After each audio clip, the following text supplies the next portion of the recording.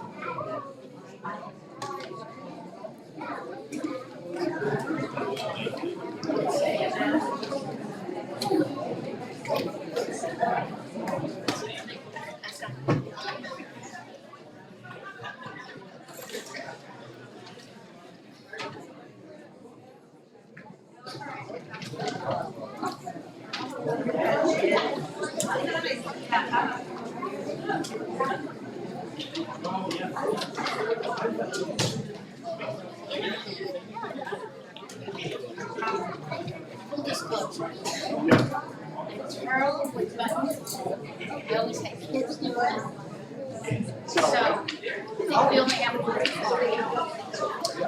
I'm not trying to be, tout friend. I'm just loud. Just total disclosure. I'll keep an eye on you, don't tell you. Okay. I'm just not trying to. Okay. Well, I'm just being when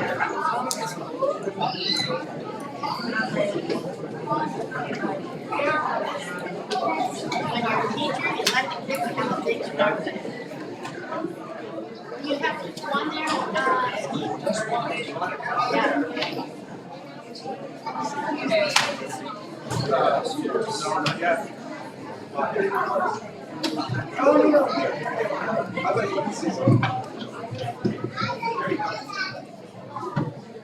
Si hay persona presente que necesita interpretación al español, favor de buscar los audífonos ahora en la mesa de atrás, cerca de la puerta, porque después no será posible distribuirlos, ¿ok?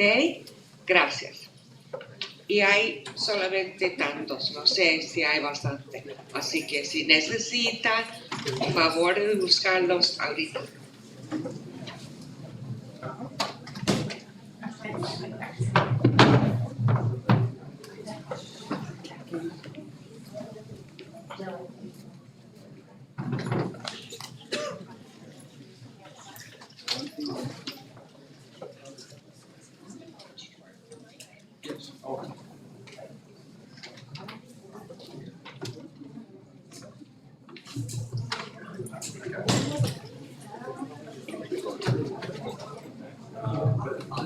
Going on to the city.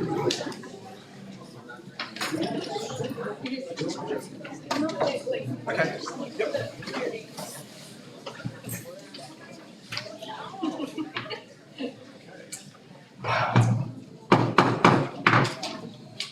Welcome to our board meeting of the trustees of the Hollister School District.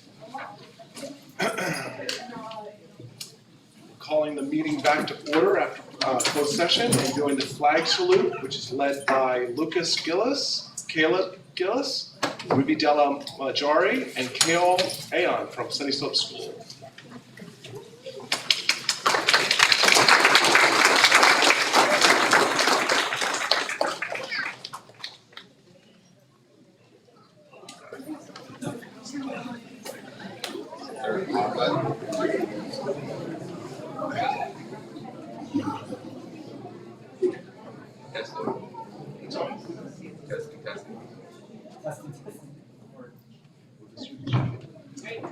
As soon as I figure this out, we'll get started. You can stand over here and do it if you want. Want me to use mine? You know what, let's try it. All right, here we go. Hey, the magic touch. Thank you, Jesus. How are you? All right, ladies and gentlemen, thank you for coming out to our community and recognition night at Sunny Slope School. We have 4 students, Lucas Giles, Caleb Giles, Kyle Leon, and Ruby Della Maggiore that will be assisting us, although step 1 is already done, but that's okay. Everybody please rise. We're just working through our morning routine. Right hand over your heart. Ready? Salute. I pledge allegiance to the flag of the United States of America and to the republic for which it stands, one nation, under God, indivisible, liberty and justice for all. Go Tigers! Roar! All right, step one. Now for our certificates.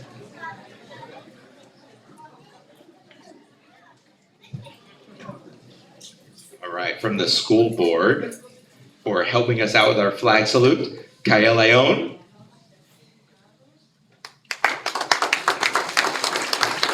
Ruby Della Maggiore.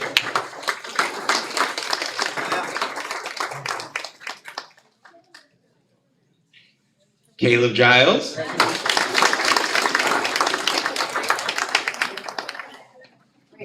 And Lucas Giles.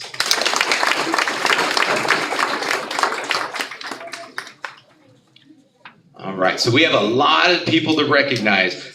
So tonight is our Capturing Kids' Hearts night. And everybody that will be receiving one of these certificates is somebody that has been helping out in terms of reinforcing the roles and philosophy of Capturing Kids' Hearts. We're going to start with the adults and then we'll move on with the students because it takes a community to create the atmosphere that we're working towards at Sunny Slope School. So starting off with the adults, Angelina Bruno. Linda Devassier, I saw you here somewhere. Linda, there she is. Start with Ms. White and then work your way down the line. Christina Ione. Christina, saw you out there. There she is.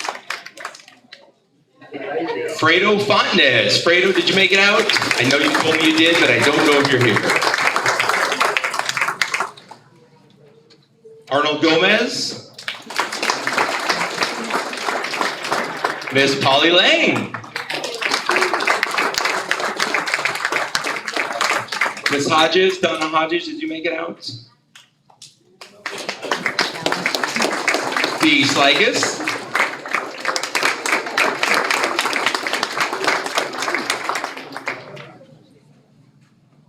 And the person who spent her entire day at Sunny Slope helping us out, Miss Melanie Edmond, who's also recording. That's right, I didn't forget about you.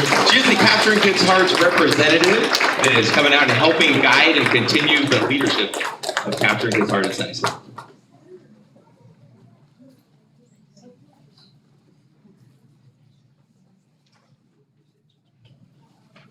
Thank you so much. All right, one more round of applause for our adults that are helping us out. And now, for why, of course, we love the adults and we appreciate all their help, but why we're all really here tonight. The role models of not just our school, but the classrooms of just being overall great kids. I asked teachers to select a couple students from each class on who just embodies and embraces Capturing Kids' Hearts in their classroom. So, starting off, Rosalie Pitta. Rosalie.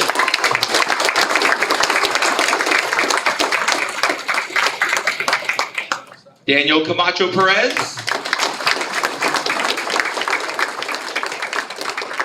Maybe we're starting with the ones who did not make it out. Katana Palma. Katana.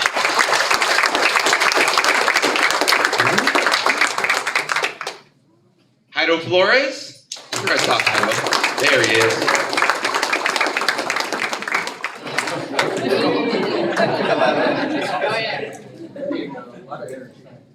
Edith Solorio.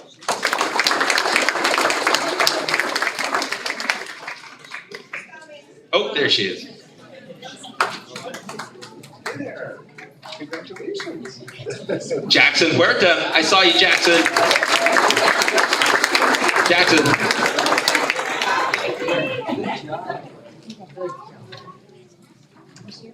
Elizabeth Malone.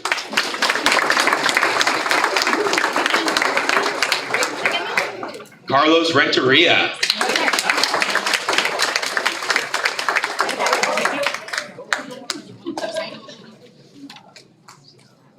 Eli Garcia.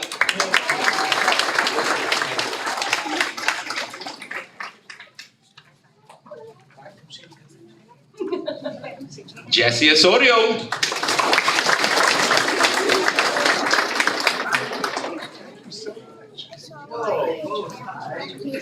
Kenya Elias Estrada. There she is. Julian Madrigal.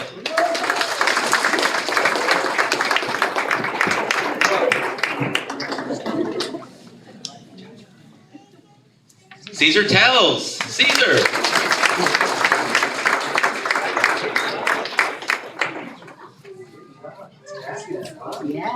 And Brisa Manises.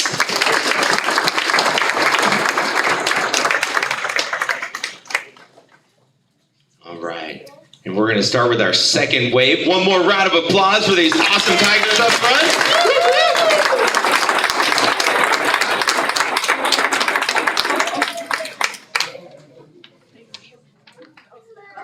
All right. We had to make room for the second wave. Go find moms, dads, grandmas. All right, here we go with our second wave. Destiny Rojas. Francisco Ramirez. Francisco. Lorenzo Cardenas.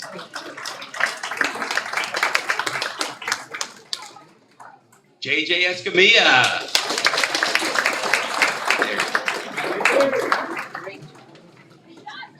Ian Moran. Ian. Congratulations. Kayla Rubio. Saw you, Kayla. Come on up. Ruby Della Maggiore. Here's Ian.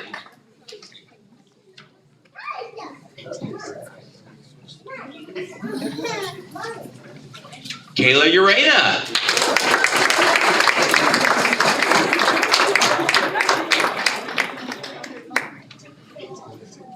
Jesus Vaca. Jesus.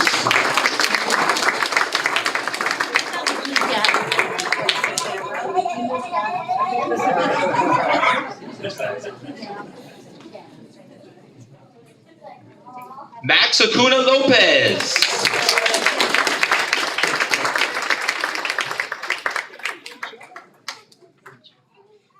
Nyla Prado.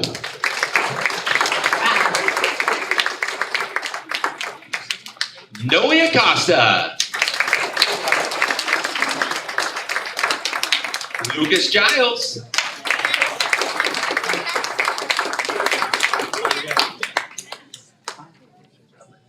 And Alonzo Montiel.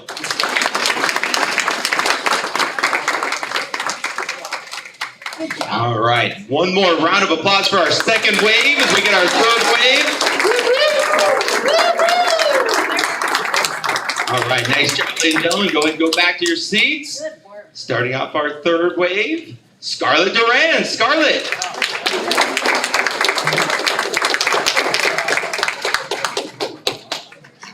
Sydney Esparza. DeAndre Rivera. DeAndre.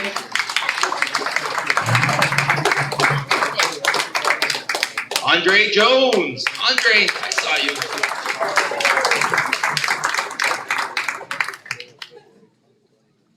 Valeria Rodriguez.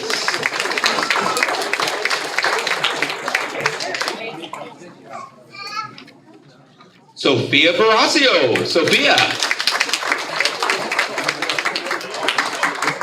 Max Paniagua.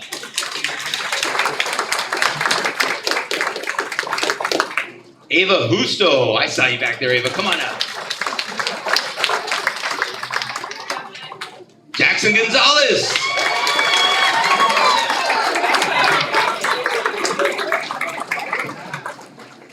Nathaniel Hernandez.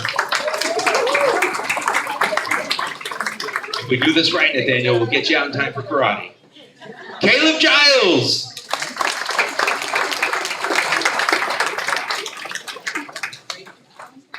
All right, we're filling up here, so one more, Millie Medina. I see you, Millie.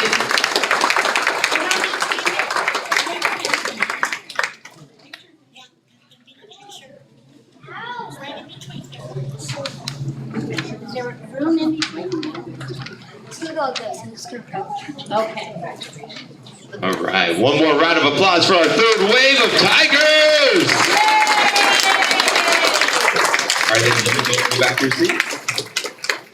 All right, moving on with our fourth wave. Kael Ione. Kael, I know you're here somewhere. Come on back up. There he is. Valeria Gonzalez. There she is. Javier Luna.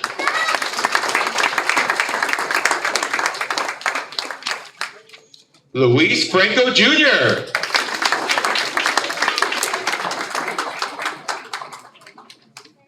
Aurelia Mescua.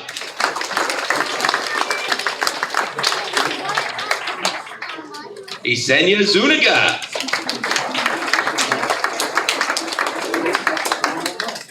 Juan Diego Gonzalez.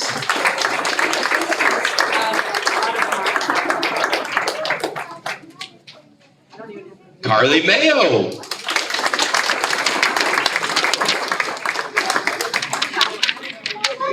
And Cameron Wallace.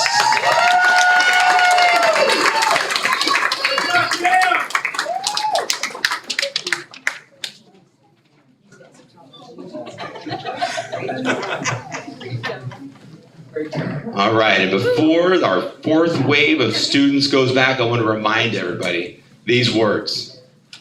That I believe in you, the Superintendent Ochoa believes in you, the Board of Trustees believe in you, and we know that together we can do. That's right. Ladies and gentlemen, thank you for coming out tonight. I appreciate it. Thank you for your support, and thank you for just being in General Life. Thank you for coming out.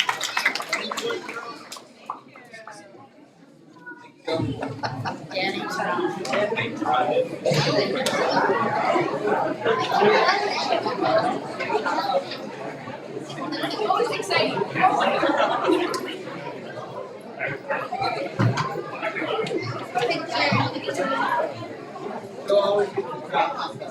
Yeah. Oh, he's a catcher. He's a good wife. Hey, I never saw Alice. Oh, this way.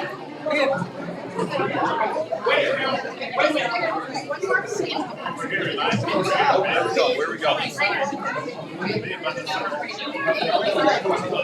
It's easy. It's quick. Come on. Thank you.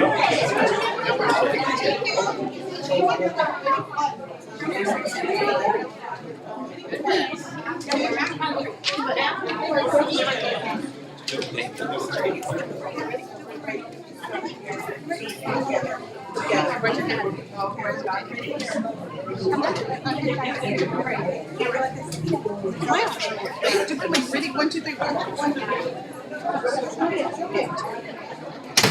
Good job.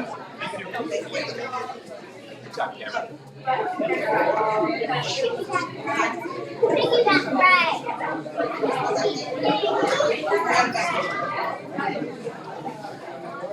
ride. Piggyback ride.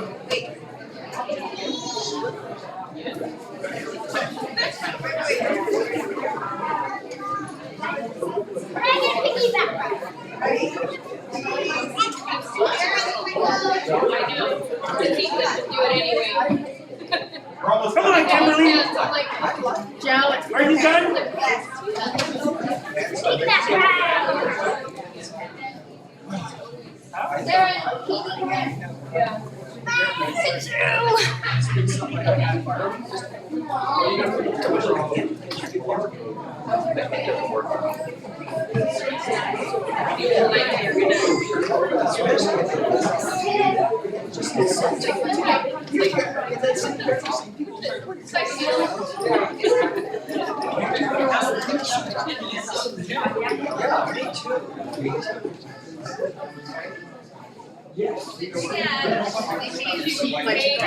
yeah.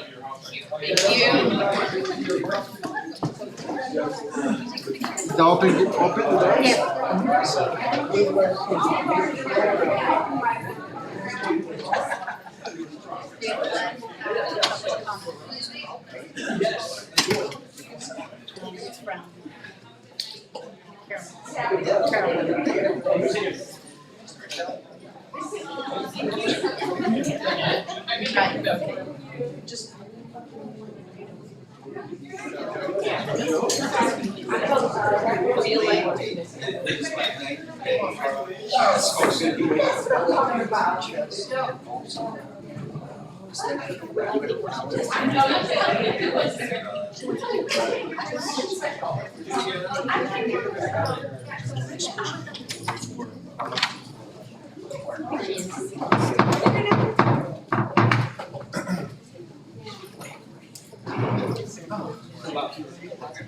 Yeah.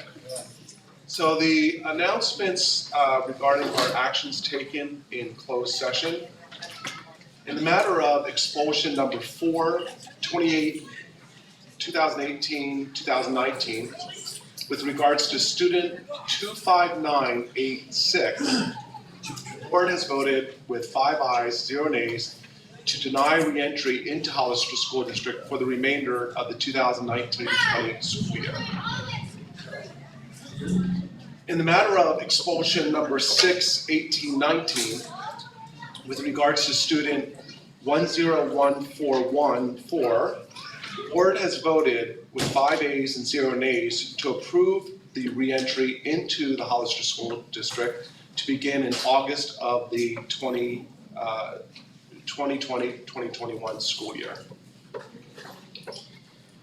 In the matter of expulsion number 4, 2019-20, with regards to student 34746, the board has voted with 5 ayes and 0 nays to expel the student for 1 semester from the end of the current semester. And that is the only actions we took in closed session.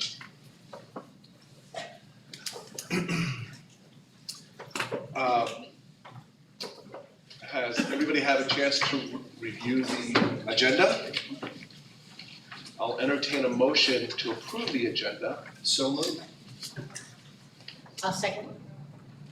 Okay, any discussion? All in favor, say aye. Aye. Aye. All opposed, nay. 5-0, Jesus. Madam Clerk, are there any public comments? Yes, we have one. Caroline Calero.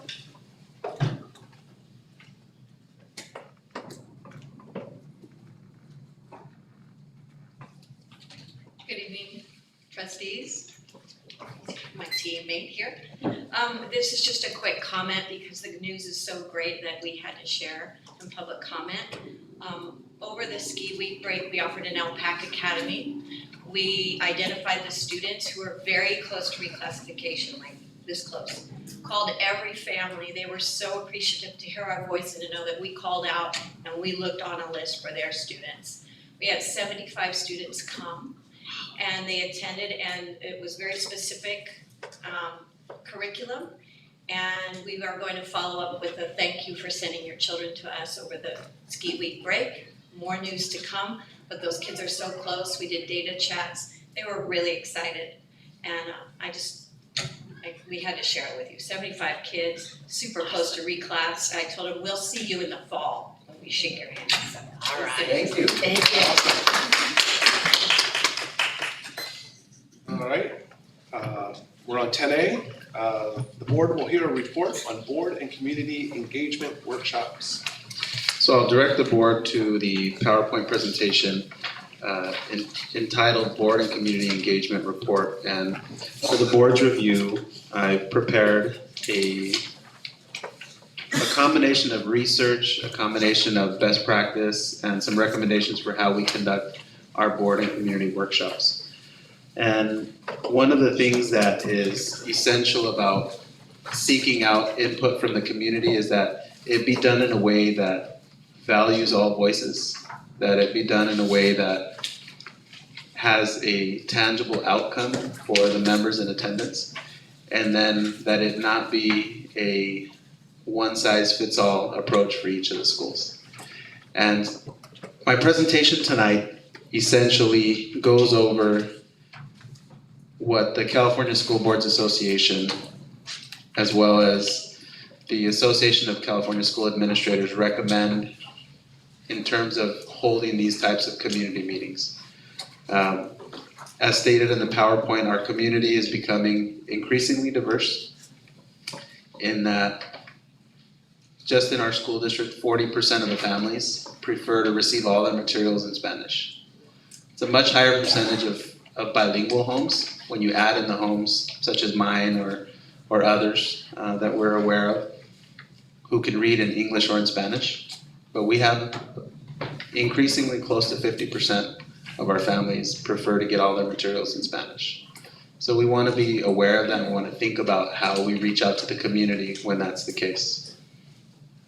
One of the issues that is present every day for school board members and for superintendent is that digital devices and access to information changes how we communicate with people.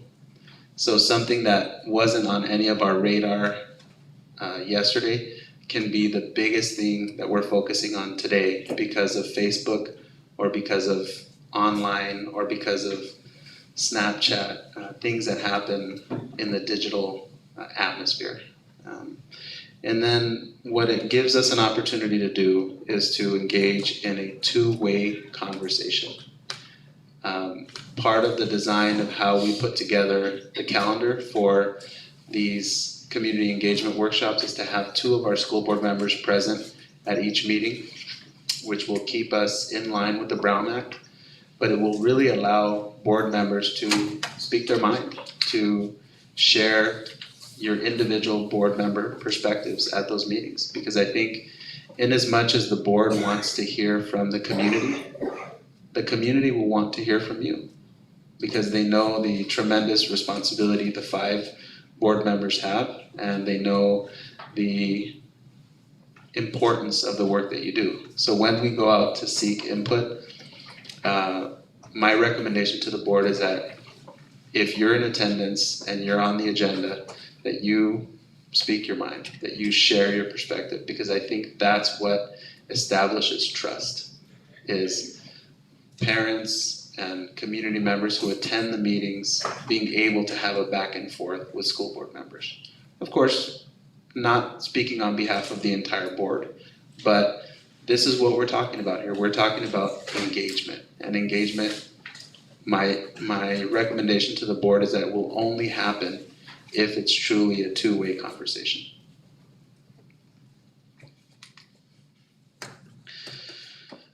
Once we get into those meetings, I have a recommendation regarding how the process will work.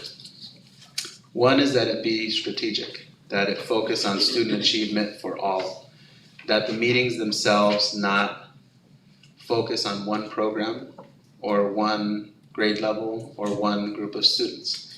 That when we visit R.O. Hardin, we talk about high achievement, we talk about English learner achievement, we talk about special day classes, we talk about that we not narrow in so much on one topic, because we want achievement for all students to be the overarching conversation that's taking place.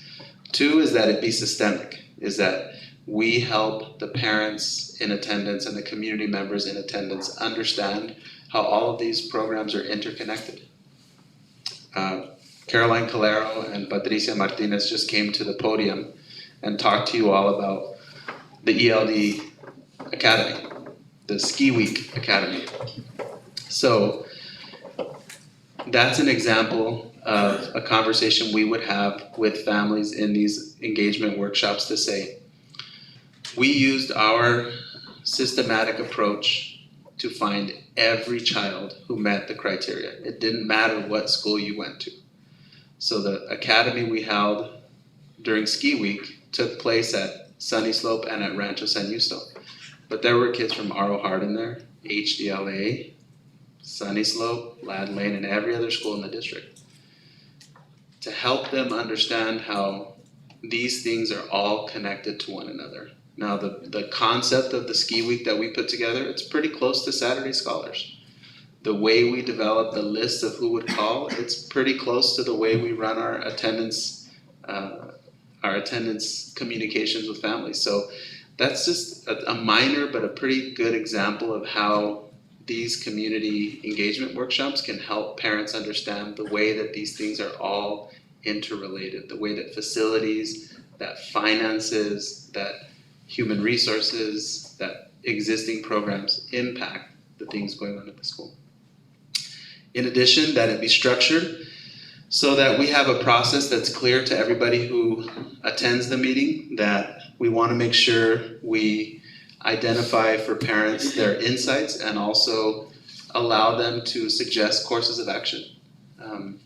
That it not become one person's show, that it not become one topic that goes on for an hour and a half, but rather we have 36 folks present. We want to make sure that we are able to touch on these items. So we'll take some of our procedures here from the board. We'll have individuals fill out cards who want to address specific items so that at the beginning of the meeting we can say, we received a card for school safety, we received a card for counseling, we received a card for academic achievement, and we're going to hit all these topics. And based on these cards, we think we have this amount of time per each topic, so that it's systematic, so that the people who are in attendance understand there's a process that we're following. And I think because we want this process to be ongoing, that it just really strengthens that trust.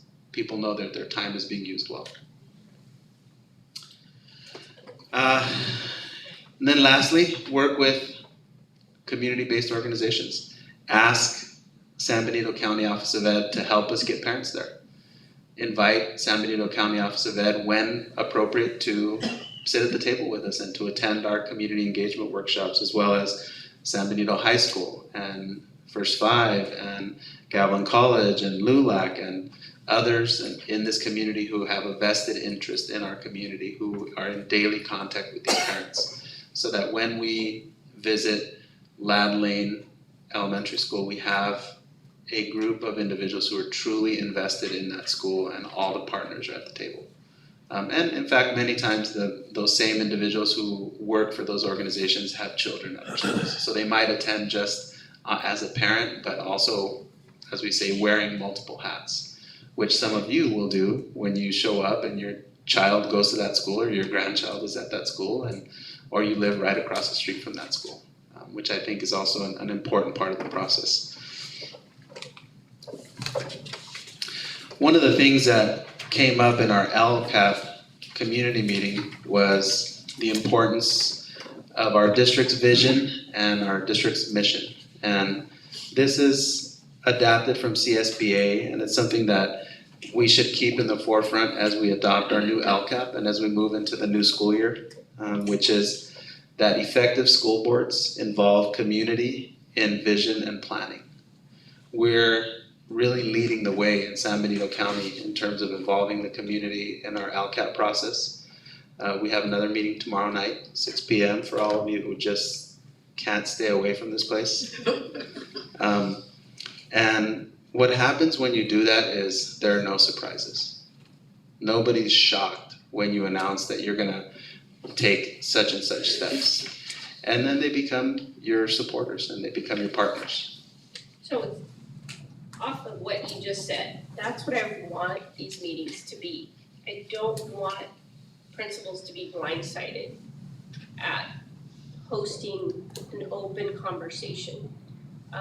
So how do you see us strategically having two lines of communication with knowing what topics of concern? Like if I knew, if I'm a parent, you know, my child's going to Calaveras, and it's not the first time Scott Wilbur, you know, is hearing my concerns, or Mr. Woods, sorry. Sorry, Both I just really, mixed you yeah. guys up together.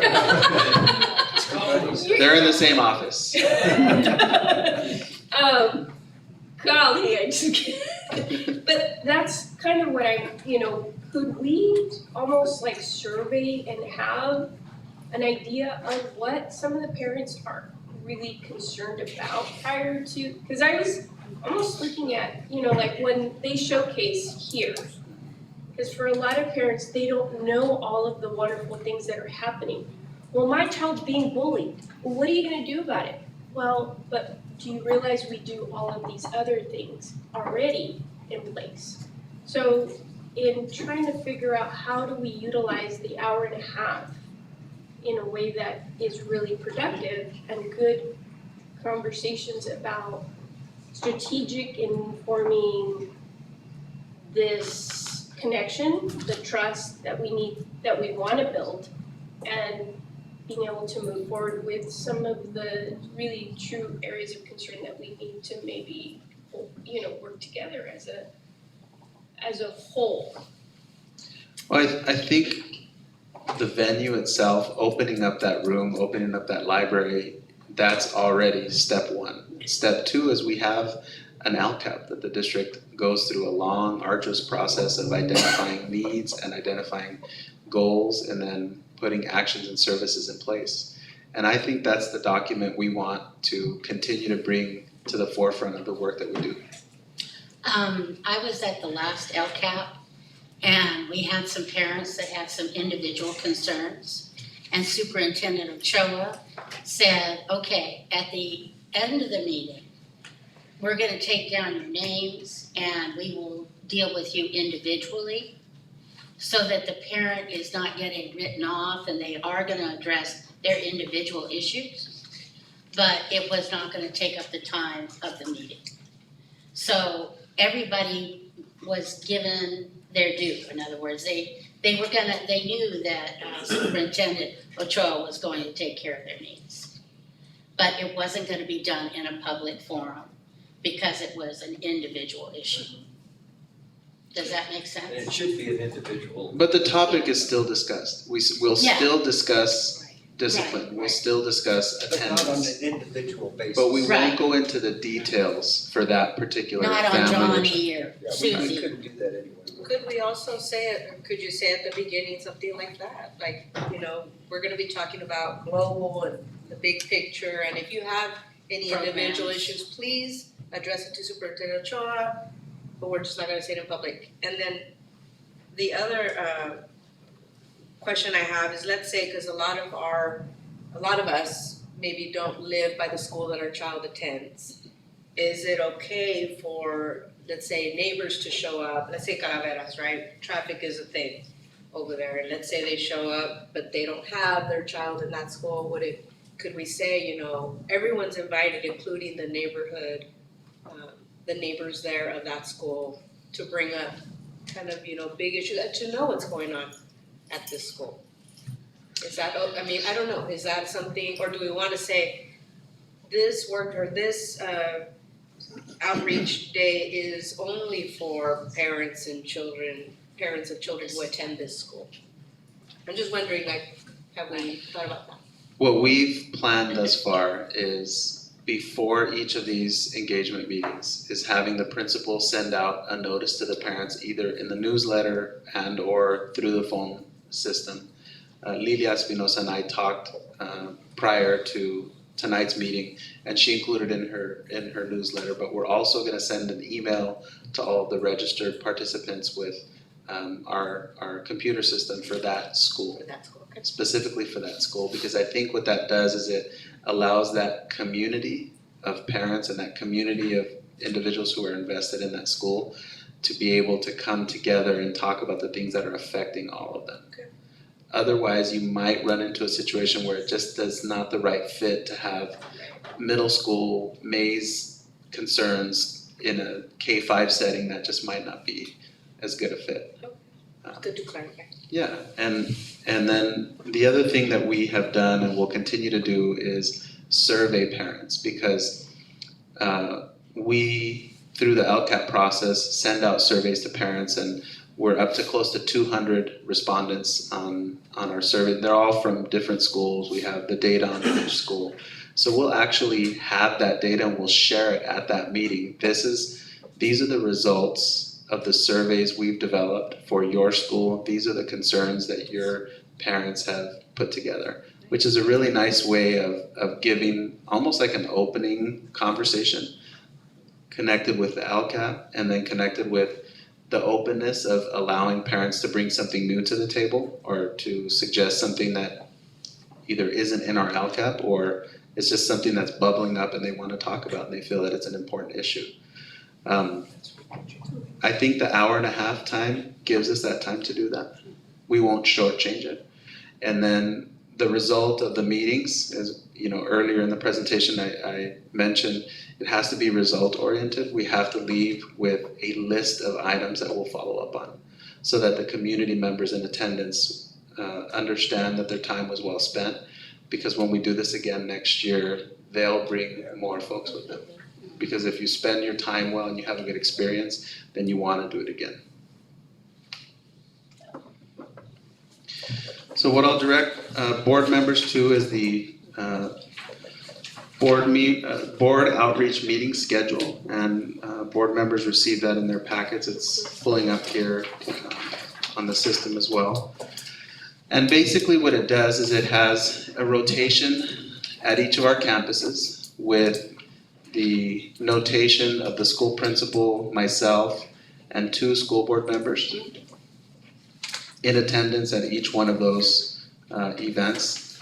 Again, the idea is to keep it less than 3 school board members so that school board members in attendance can truly get to the nitty-gritty and really speak and have a good back and forth with community members and hear from them and be able to speak with them. We'll put together a press release that goes out prior to each one of these, so it'll be on San Benito Live. We'll send the phone call, the principal will put it in the newsletter, and we'll send an email. So we'll take a number of different steps to get parents engaged. And if a board member can't make it, feel free to call me and, somebody gets sick or whatever, and, but make sure, because I'll be happy to fill in. Let's let you know which schools we would like to be considered for in case. Yep. And I'll That's a put good idea. Yeah. and I'll put together a system of just substitutes in the event Yeah. that somebody has something come up. Right. That's So a good that- idea. Yeah, because if somebody's ill or they can't make it for work or whatever. Right. Or So they're that- on strike, I don't know. Could happen. Yeah. And with that, I'll open for any questions that the board would have. Well, I don't have any questions, but I think this is an excellent idea. I'm 100%. Me too. It was the board's idea, so I have to agree with you wholeheartedly. Especially because my evaluation is coming up, so I just think it's a wonderful, wonderful Thank idea. you. It was the board's.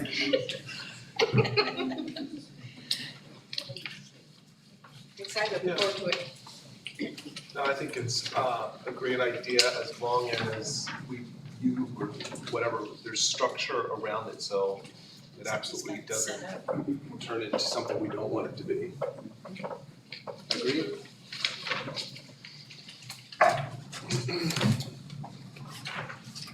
So we ready to move on? Yeah.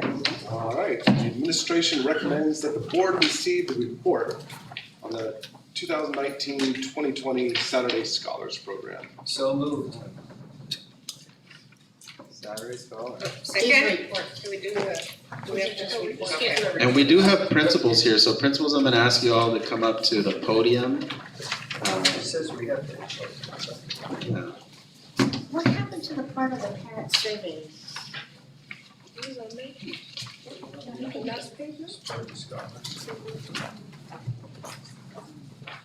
Oh, he added it. Yeah, it's up to the. So what we have for the board this evening is a review first of the process, which was really 2 different timeframes. One was the fall and again in the spring. Each site was intended to operate with full support staff, meaning that every school had a custodian, every school had an office manager, every school had a student nutrition worker, an instructional assistant, had a school principal running the program, as well as teachers assigned to grade levels that were responsible for the bulk of the instructional duties. Especially in that first semester, starting off with Footsteps for Brilliance, narrative writing, reading for pleasure, and STEM activities, and attendance recovery with the expectation of having 450 students be in attendance. What we did in second semester is we essentially said, we're going to put this program in place at all of our schools. And we did it on a rotating basis. So we chose half of the schools and we had a rotating attendance. So some schools started with January 11th as the first Saturday Scholars, and their next Saturday Scholars was January 25th. So they had a week off in between, and then they had another one 2 weeks later. And what would happen in between those 2 weeks was communication with families, preparation for materials for the next Saturday, and it gave us an opportunity to essentially run the program every weekend without having to do it at every single school. So it allowed me the opportunity to get to the schools and visit the program, as well as coordinate with our administrators to make sure that staff needs were being met. In one instance at Sunny Slope, for example, I pulled into the school at about 8:05, and the program really starts at 8:30 after the kids eat breakfast. And there were 175 kids there, and there were adults all over the place, and we were down a teacher. So we had to basically pick up the phone because more kids showed up than we thought. And we called one of the teachers that was on our list of substitutes for Saturday Scholars, and she said, I can be there in an hour. And so myself and the principal walked around and had a group of kids go to one class, then went over to Miss Hernandez's room, who also happens to be here, with another teacher, and walked a different group over there, and then coordinated at this time, this group's gonna break off to their own class. I mean, it was a real just example of what will happen when it's a little bit unexpected, when you think you're gonna have 120 kids, but 170 show up. That same Saturday, we had a group of teachers translating IEPs in the office at Sunny Slope, and we had 3 classrooms doing compensatory special education Saturday work as well. So just another example of how things are all interconnected. So Joe had a full house over at Sunny Slope that day. So it made it possible for the program to have the kind of support they needed by having them alternate the different weekends, and that was a really nice component of it. In addition, I want to invite up Janine, who's going to come up and talk to us more specifically about Saturday Scholars. Janine, if you can come up, and just here at the podium, just talk to us a little bit about the program at Ladd Lane, and once Janine is finished, she'll pass it on to the next principal. All right, so we did Saturday Scholars 3 Saturdays at Ladd Lane, and our enrollment the first Saturday was, I think it's on there, about 30 kids.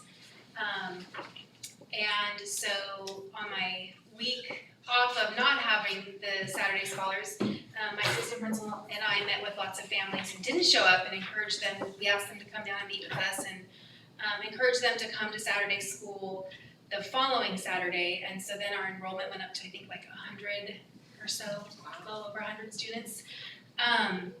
And the interesting to me is a lot of our parents didn't really know about it, like they got something in the mail, but they weren't sure. But when they met with us, and I explained it to them as, this is just an opportunity. This is something we're offering to you.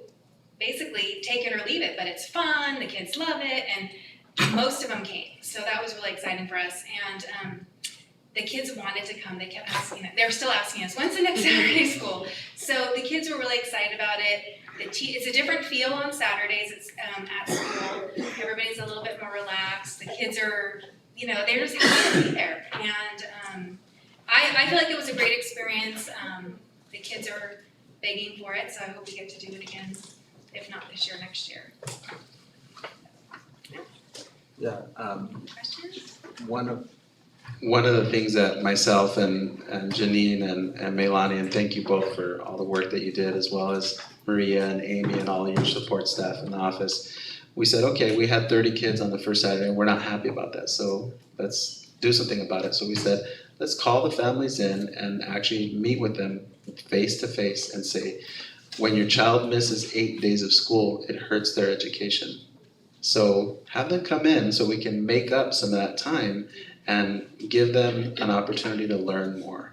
And then you'll find out that it's fun to be at school and it's a really enjoyable experience. And I think that second and third Saturday were real examples of what happens when you put the time in to call the parents and to meet with the parents. And you heard Caroline discuss that earlier tonight in public comment where, you know, they basically made sure they made contact with every single family. And that, I'm learning more and more in Hollister, that is very important. Having that face-to-face meeting, having that one-on-one time with families is really what it's all about. And I think it also helps build relationships with the families because, you know, I was able to explain to parents, like, we understand kids get sick. I mean, I have 3 children, they don't have perfect attendance, except for my daughter because she went to Saturday school. But the other 2 do not, and they were sick, you know, they can't come. But so I was explaining it to parents that we understand that's gonna happen. There's gonna be a death in the family, there's gonna be an illness, there's gonna be things.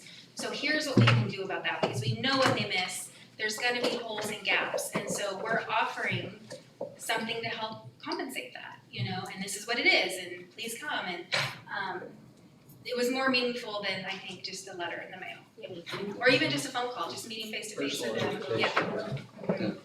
So can I ask a question though? What I'm trying to reconcile here is, under greatest benefit, you have the opportunity to fill in academic gaps our students have from missing school.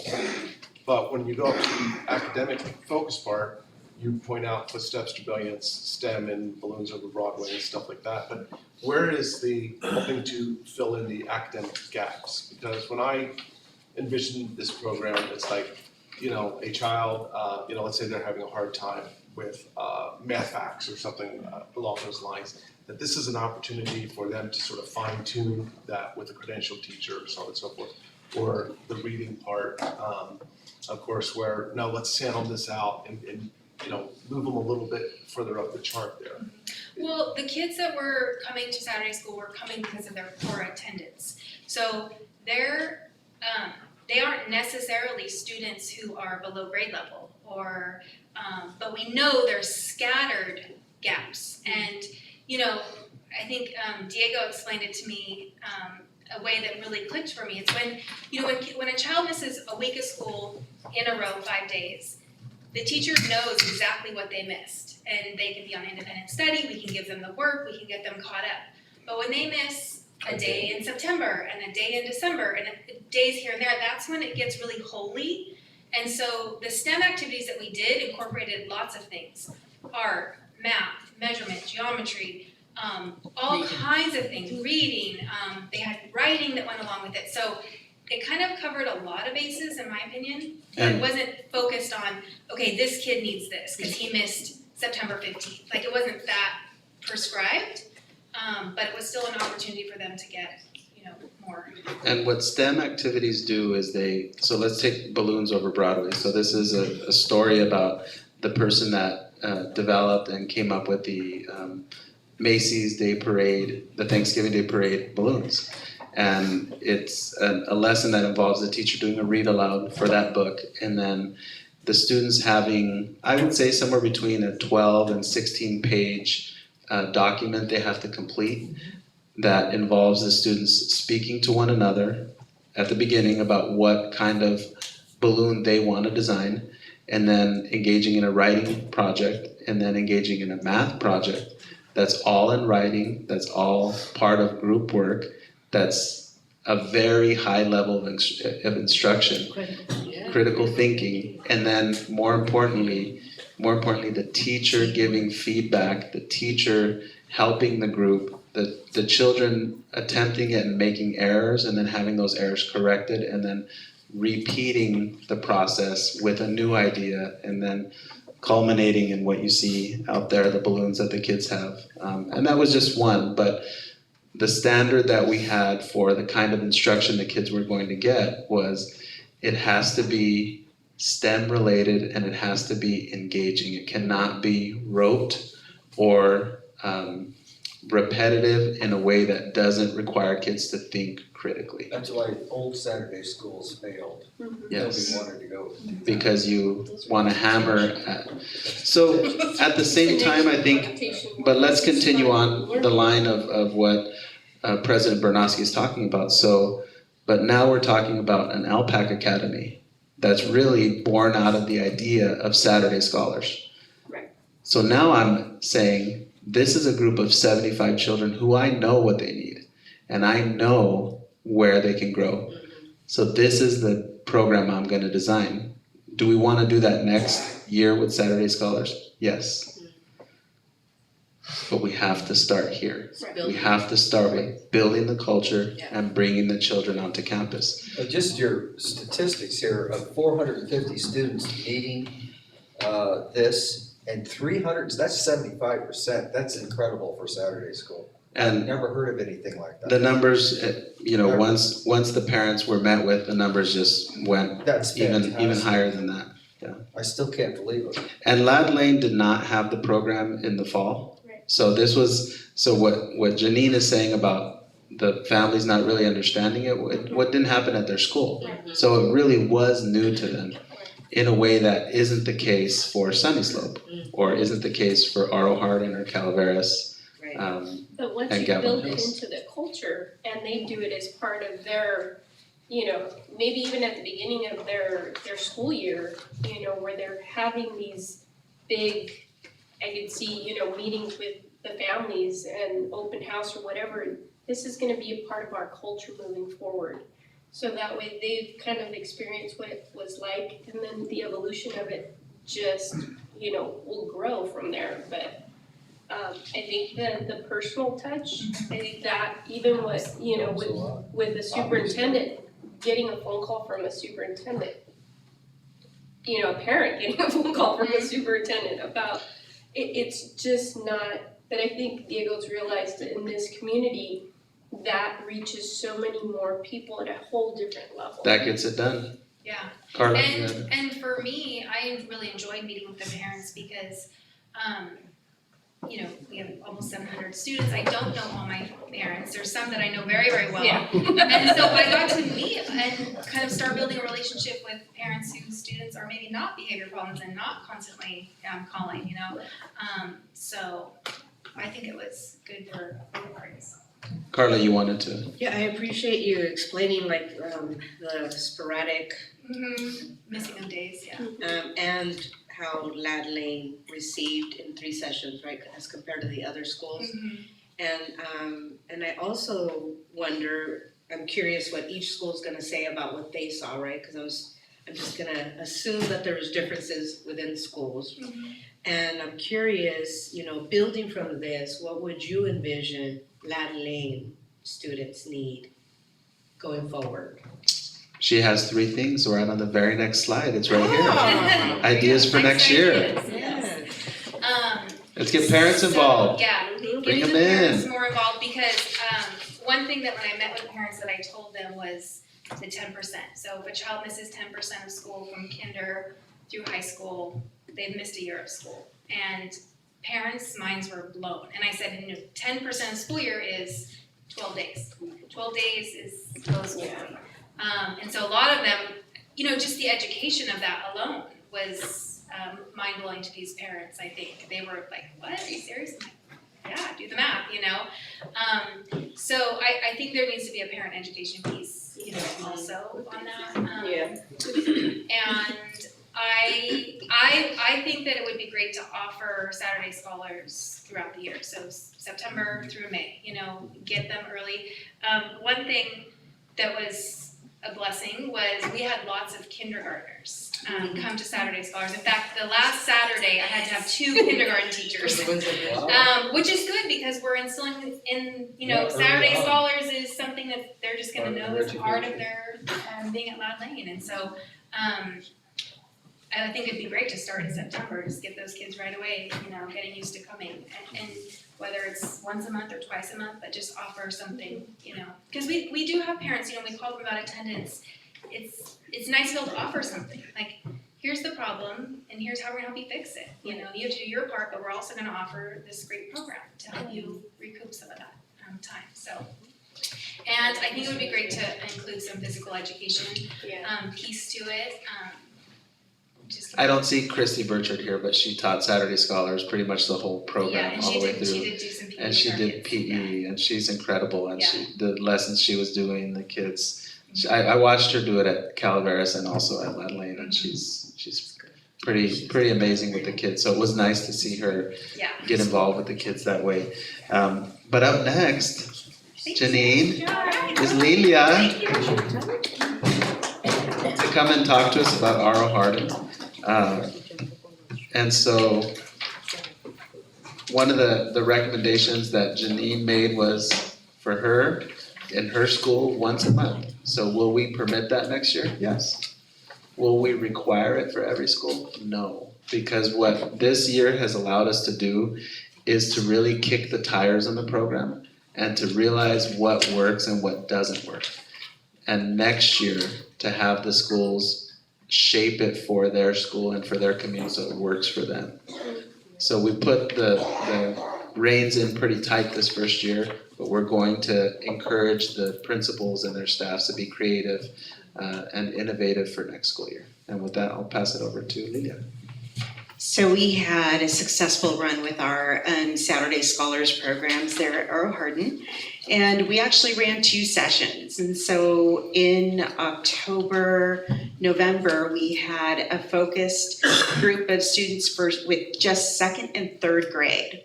And so we had one class of 2nd grade, one class of 3rd grade, and we had 2 teachers and then the rest of the support staff. So we had one instructional assistant, Josh Vasquez, came in and he helped out during that session, just kind of shared himself between the 2 teachers, and they both had about 15 students per teacher.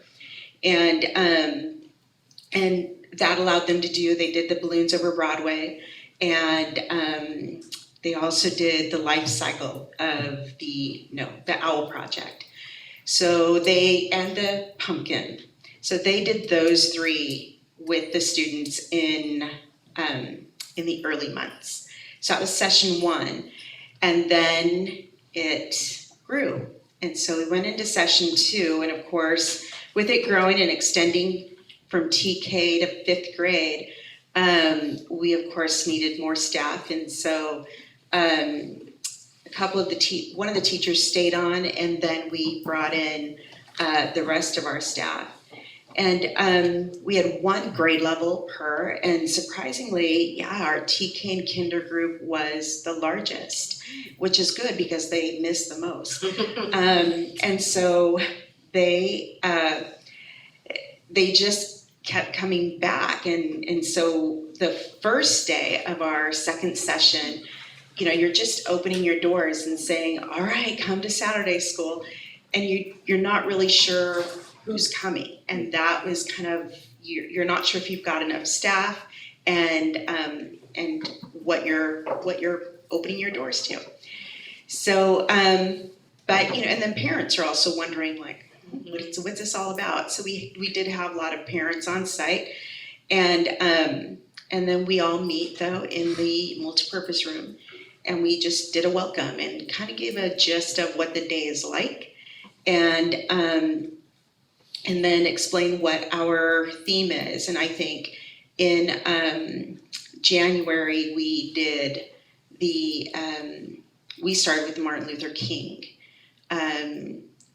piece there, and so we talked about that a little bit in the multipurpose room, and then everybody did their break. On that very first day, we weren't really expecting any of our special day students to show up because we don't have the support on site specifically for students who have an individualized plan. Nonetheless, we were fortunate that Josh Vasquez was there, and so he's very familiar with our students. And so at the moment that I saw, oh no, the student was just dropped off, and the parent was like, all right, have a great day.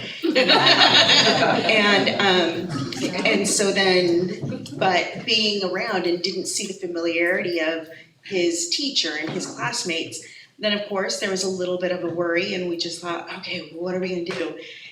Josh he swung into action and he knew exactly what the student needed, asked to go into the classroom, grab some of the student's stuff. So the familiarity of what he needs in order to function in his classroom. So we were able to host that student a little bit later. Another student, he just arrived a little bit later. And as I'm walking the student over, I thought, why does he look so familiar? Well, because he was another student who has specific needs. And so I thought, okay, well, I know he's a first grader, but I think I'm gonna walk him over where Josh is. And so sure enough, another student that he was able, let me go grab what he needs. And then, so we had that piece in place where we were able to support that. And it felt good to have those students and be able to include them as well. But it's so engaging. The instruction is very engaging. The students are moving around, they're moving things around, that even our students who have specific learning needs are able to participate and do.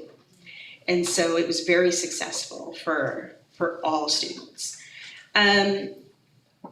I think the greatest benefit is that it does allow our students to explore deeply, and it allows our teachers, I agree with Janine, it's just a more relaxed atmosphere where the teacher's not rushed to get something done, and then they're enjoying the art of teaching. So. I have one question. Yeah. The prior one had how many you asked and how many showed up. Do you have those numbers? I do. How many students?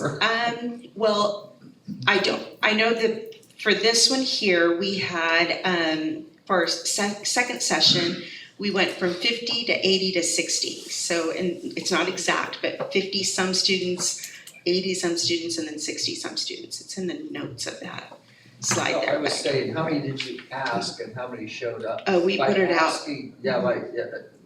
So we put it out to our whole entire. Okay, so anybody. Anybody. Not necessarily ones that had missed school. Not necessarily. I think after the first Saturday session, same thing. We went through the process of inviting and being specific and having those conversations. We usually have attendance meetings with parents, usually about once a month, unfortunately, but that's what we have to do. You have to just, hey, attendance is important. And so when we have that conversation, our January one allowed us to say, and we're having a Saturday Scholars. So that's how the 80 came. Yeah. You got the big number. Yeah, so, right, it is a jump. So for next year, I would like to be able to set some academic goals so that say in September, say our first session in September, and we can say if your fourth grader or third grader, say, comes to Saturday Scholars every month, then we will be working on multiplication tables. And so by the end, we can guarantee that if they come, they're gonna learn strategies for learning multiplication tables. Then by, May, we can guarantee that they'll, one, have those strategies, and two, have them memorized. Something like that. So I think setting some goals so that the students have those goals in mind and know that when I go to Saturday Scholars, I'm gonna tackle that on. And then be able to celebrate consistent attendance. You come to Saturday Scholars, then this is the reward, right? And the cupcakes are part of that reward. They definitely look forward to that. And then definitely a parent education piece. So there's a piece for I would notice the parents would come and drop off and leave, and I'd be like, if they just stayed and I could hang out and we could talk about and do some sort of workshop with them, I would love it. So I would love to take advantage of having a parent education piece for parents. If at least for the first hour and a half, you're here anyway, come on in, let's have a conversation. That's what I would like to be able to do. Thank you, Lilia. I think the parent education piece is crucial, and it's something that we really should work on at all the schools. Mr. Rivas. Let's get the rally started here. Pump it up, pump it up.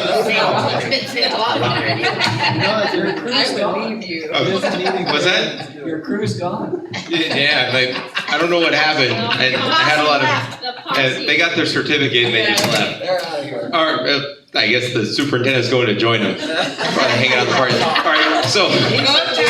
That's all right, that's all right, he's already read this, he knows. So, Sunny Slope overall had a total of 8 sessions. We had 5 in the fall, and then 3 over the last 6 or 7 weeks here, so. And let me tell you, it was amazing. The first session that I did, I don't know what the other principals do, but I was pretty bored that day, because the kids are having so much fun. In the migrant summer schools, in the years back when I worked as the coordinator, something that I realized that when they don't have that daily stress of that rigor and just the regimented, we need to get this done because the stress that the teachers have. Saturday scholars, migrant summer schools, it's so much more relaxed. I would say on a typical day at Sunny Slope, we probably have about, and this is not scientific data, I'm just throwing it out there, 30 students that might come into the health clerk's office. I have a stomach ache, I have a headache, et cetera, et cetera. On a Saturday scholars or migrant summer school in a 4-hour day, you maybe have 2 kids that come in. And those kids legitimately vomit. I mean, they're not just saying, I mean, they're sick. I mean, they're legitimately sick. It's not just my stomach hurts or my head hurts. So after that, I started doing PE. I was going out there with the kids, and it was a great time with the students. We're playing street hockey, kindergartners were doing the parachute, first grade we're playing line tag. I think in the next slide I think that's one of the pictures I put on there. But we started designing some stuff where Superintendent Joe was talking about handing off, some of the responsibility to the principals. We did the tallest structure challenge and the design and build bridges. I wasn't there for that day. Miss White worked the design and build bridges day. So I don't know how well that day went, but I'm hoping it went well because I designed that activity for the teachers going back. So, from the days of being a science teacher and the PE teacher, I threw it out there. Also, they did the pumpkin life cycle and some pumpkin math back in October. The first sessions when we just had 2nd and 3rd grade, we were averaging about 85 students. And then the last 3 sessions, we were averaging about 155 students, give or take. And then, Mr. Kane, the question you asked Lilia previously, we had about, I can't tell you how many came to all 3. I don't have that data myself. But over the course of the 3 sessions, about 220 different students that were eligible to come out of 310 that were invited. Oh, So we invited about 310 from the students that had Percentage, yeah. 4 absences. So I wasn't ever a specific math teacher, but we did about 60 some Not as odd. good as the other, but that's good. Yeah, so about 310 students were eligible that had 4 absences or more, and then, like I said, 200 came at least one time. Even getting 50% of programs like this is fantastic. Oh, well, we have a great time. I mean, it really And is. the kids enjoy it, yeah, it's great. Yeah, it's not the It's a days of, win-win. we talk about the breakfast club, it's not the breakfast club, or I'm gonna crack some skulls if I have to come in here again. That's what I meant. Yeah, so it's not, it's pretty much the exact opposite. So we have the 3 pictures there. The one on my right is a 2nd grade teacher when she was doing pumpkin math back in October. She carved up that pumpkin, gave each student some pumpkin seeds. They counted up their own pumpkin seeds. They counted it up, as a class, how many they had. The middle picture there is street hockey. I can't tell you what grade level that is because I do 2nd, 3rd, 4th, and 5th. So I don't know what grade level that is. And then the picture on my left is the tallest structure where they had straws and marshmallows, and it was a whole project. Or they had a budget of $1,000. Then they could buy the straws, buy the marshmallows. Something I learned that day is I did not know that you can make glue out of marshmallows. Yeah, we learned that the hard way as we were scraping off marshmallow goo. I don't know how they did it, but it was creative, and they were using it to hold the straws together. So something I had no idea was creative. Like I said, it was a great time, but a little messier than anticipated. So ideas for next year for Sunny Slope, and I don't know how this would work, Gabe, but what we were running into It's not a horrible thing, but what we were running into is the office manager for Saturday Scholars, also my office secretary during the week, Christy Gorham. And what we were running into is ordering supplies, like, having to get those straws and the marshmallows. And, I had no problem getting that, but then it was like, all right, how are we gonna get this? And so on one of the days, she went out and spent her own money and then put in a requisition. But it's one of those things where it'd be nice if we could just go out. I mean, I don't know if we can do this, but that's why I put up there for ideas. Dollar store or Target gift cards or a petty cash box, or I don't even know if that's allowed, but it would just make the ordering process of getting those supplies. Because I remember on one of the Saturdays early on the morning of one of the Saturdays, Diego was bringing like the candy or something for one of the projects that we were doing. So that's an idea. I don't know how that would work, but it would just make the ordering process a little easier. It looks like Superintendent has something to say.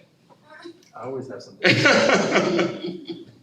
have a question. Is your school the one that had the most sessions? 8 sessions? Maybe, because we had 5 in the fall. We started off with just second and third, then we expanded it to first. So what I'm curious about is, did you see, besides the ideas, I'm curious what you saw, if anything, in the students that did attend, like as far as, their behavior change, did their attendance improve? Did you see them more was there any of that by chance, or feedback that you heard maybe from teachers? More excitement on Monday mornings, like coming back on Monday mornings, especially when we did the structures and building and whatnot. I mean, you can see when you go into those classrooms, I mean, the students are locked in, they're focused, they're talking about it when they come back on Monday morning. It's genuine, true excitement. It's not that drudgery on Monday morning of something getting out of the car. It's like, oh, I'm back at school on Monday. But it was like they were excited. They wanted to talk to me about it. They wanted to talk to the other kids about it. They wanted to show off. Other students were asking, and with genuine questions, like what Ginny and Lilia were saying was, when's the next Saturday Scholar? I had students coming up. Is there a Saturday Scholar tomorrow? Is there a Saturday Scholar tomorrow? And it's like, no, you have to wait until the next week. And it's like, it's a good, So, and then in terms of the attendance portion, I don't have that data either yet in terms of if it's improving their attendance, but I mean, we're covering those days. Because the last 3 sessions, the students that came were students that had 4 or more absences. Yes, okay. Awesome, thank you. The other thing that factored into how we put the program together for this first year was that we have to remember that this was new for our teachers. Yeah. And that this was new for our principals and our secretaries and our parents and our students. So it was essential that the program have some parameters around it, but also focus on the essence of the joy of learning. And also we made a decision early on that we wanted to really hear from teachers about what types of instruction they wanted to do, and they were pretty vocal from the outset about wanting to be involved with STEM type of instruction activities. And so that really led us down that path early on. And then the Saturday that I taught at Gavilan Hills, as well as going into all of these classrooms on Saturdays and observing for myself what Mr. Rivas just said, these kids are locked in. We didn't shove 35 kids into classes, so the average class at any given school is somewhere between 13 and 18. It could get higher in certain grade levels, but we wanted it to be a win-win. For if you showed up, you were going to have a good experience, whether you were a teacher or a principal or a student or parent. And then I think what Joe and his school tapped into was, I want to bring my brother and I want to bring my sister, and it was not just one child from each household, it was multiple children from each household. And what the next 3 to 4 months will give us time to do is to reflect on, just listen to Lilia's perspective. She wants to set academic goals, but then listen to Janine's perspective. She wants her students to do STEM activities. And then Mr. Rivas wants to go to Target. So each principal has their own. I think I heard him play on the playground. Principal has their own. And the dollar store. Their own area of focus. Because what it ends up being, but that's how we'll work that and negotiate that over the next few months. I'm a data person. I always want to pull my list, give me the kids, this is exactly who needs to go. So the things that you've heard principals say about 4 absences or more, or 5 absences or more, Those are lists that Kip Ward and myself and Adelina developed, shared with them, put in a folder to say, this is the list of kids you guys need to call. The letters they're referring to, that families got our letters, we printed, that we sent out, that we took copies to the school and said, put it in their backpack. So the parents got it in the mail, as well as in the backpack, as well as the phone call, as well as the follow-up. Because in order to build a culture, you have to reach families at 4 or 5 or 6 different points. And then each school, starting to personalize going into next year, will take us to an even higher level. So with that, I'm gonna turn it over to Diana Herbst, who's gonna come and talk to us about our middle schoolers over at Mays. Amazing Mays, and talk to us about Spring Saturday Scholars at Mays. So at Mays, we had 3 sessions, one in January and 2 in February. Our January session definitely had a higher attendance. February 1st, a little bit less. February 15th was definitely less. It was also the Saturday before winter break. So if I were to do it all over again, I wouldn't have They're middle chosen that schoolers, Saturday. yeah. And they're middle schoolers. So what we focused on was growth mindset. We did AVID goal setting and grade reflections. We had an academic focus time. So after lunch, students were able to catch up on some work that they were missing and just have that time to work. They also did the PE mile run makeup, which is huge for a lot of middle school students. And I actually got out there and ran with them so that hopefully motivating them to get it done. And then the greatest benefit was providing another opportunity for students to reflect on their learning. We did get some quotes from students as they were writing their reflections, and just some of them are, I learned that Saturday Scholars isn't that bad, and it can help my grade. I learned failure leads to success. I learned that with a smaller class, it is easier to stay on task. My goal related to school is to not be absent and to get better grades. So at the end of the day, we had them write their reflections and. So that's what you mean by grade reflection? Yes. So So they weren't necessarily with an adult, this is their own self-reflection on. Right, so they were given a reflection sheet at the end that they were able to fill in, and then we collected those.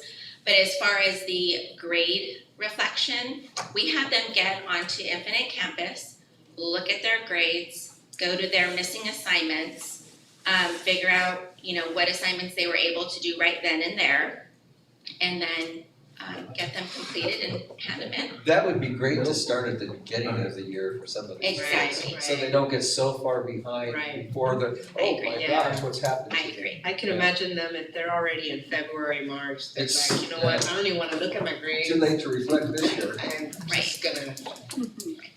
Thank you, Diana. So just out of curiosity, I'm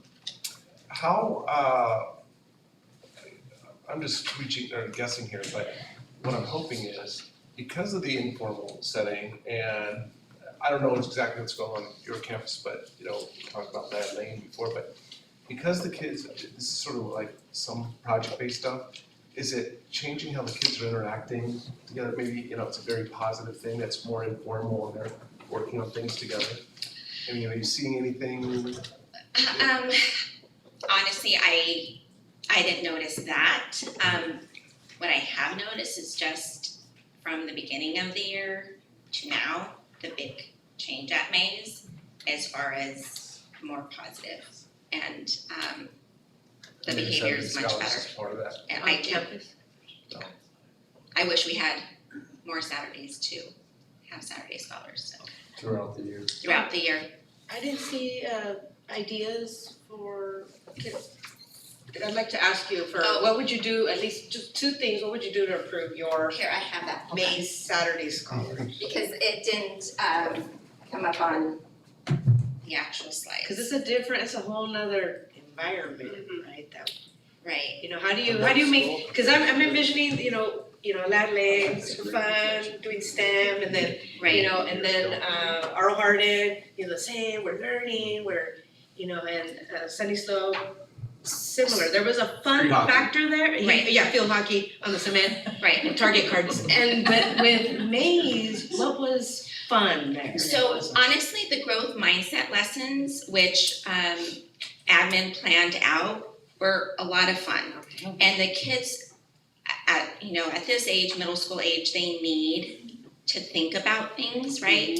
And life but so for next year, I would love to continue with growth mindset. We talked about continuing with making up the mile run, including band and leadership and ASB, and continue setting their academic goals. That's why if we did it at the beginning of the year, they could set those goals, and then throughout the Saturday Scholars, keep checking to see how they're meeting those goals, and then celebrate those who are there. Yes, they get the cupcake, but celebrate a little bit. Maybe even I'm just thinking, with my middle schooler, what they like, right? They like music, they like socializing. Exactly. Right, could that be, instead of field hockey over there, could it be, but great job trying to give these kids an extra opportunity. It's been fun. Thank you, Diana. One of the things to wrap up with the school board on this presentation is that going into the next 3 years, what I'll be recommending to the board through the LCAP process is that we specifically identify chronic absenteeism as a precursor to participating in Saturday Scholars, meaning that we establish a culture where we require what's called a voluntary mandatory process. So what you do is you meet with families and you say, it is voluntary for you to participate in this program, but once you agree, it is mandatory for your child to participate in the program. And that's an important option to give parents, because what it says is that we have our own values as a school district. And children who are excessively absent, it means they missed 18 days of school this year. In my opinion, children who are excessively, chronically absent to school belong in every Saturday Scholars. If we have one in September, they should be there. If we have 2 in October, they should be at both of those, because we have to reclaim the importance of coming to school, the importance of rectifying the missed time. So that's one. 2 is I'll ask the board to support the idea of, again, doing a voluntary mandatory Saturday Scholars assignment for children who are reading below our basic phonics skills test markers. So when we identify that at the end of kindergarten, this is the score a child needs to have, and they haven't achieved that score, then over the summer we meet with the parents and we explain your child is being enrolled in Saturday Scholars. Now, it is not mandatory unless you sign up for the program, but I believe that when you sit with parents and you say, your child is currently reading at before kindergarten level, but is now a first grader, so they're already more than a year behind. I believe that if one of our administrators meets with that parent, the parent will sign up for the program. And by doing that, we've reclaimed the ethical high ground, and we've raised the standards for parents, because what the Saturday Scholars program has proven is that the families will bring us their children. Now we need to take advantage of that knowledge and make sure that it's the right children every time, the children who most need the support.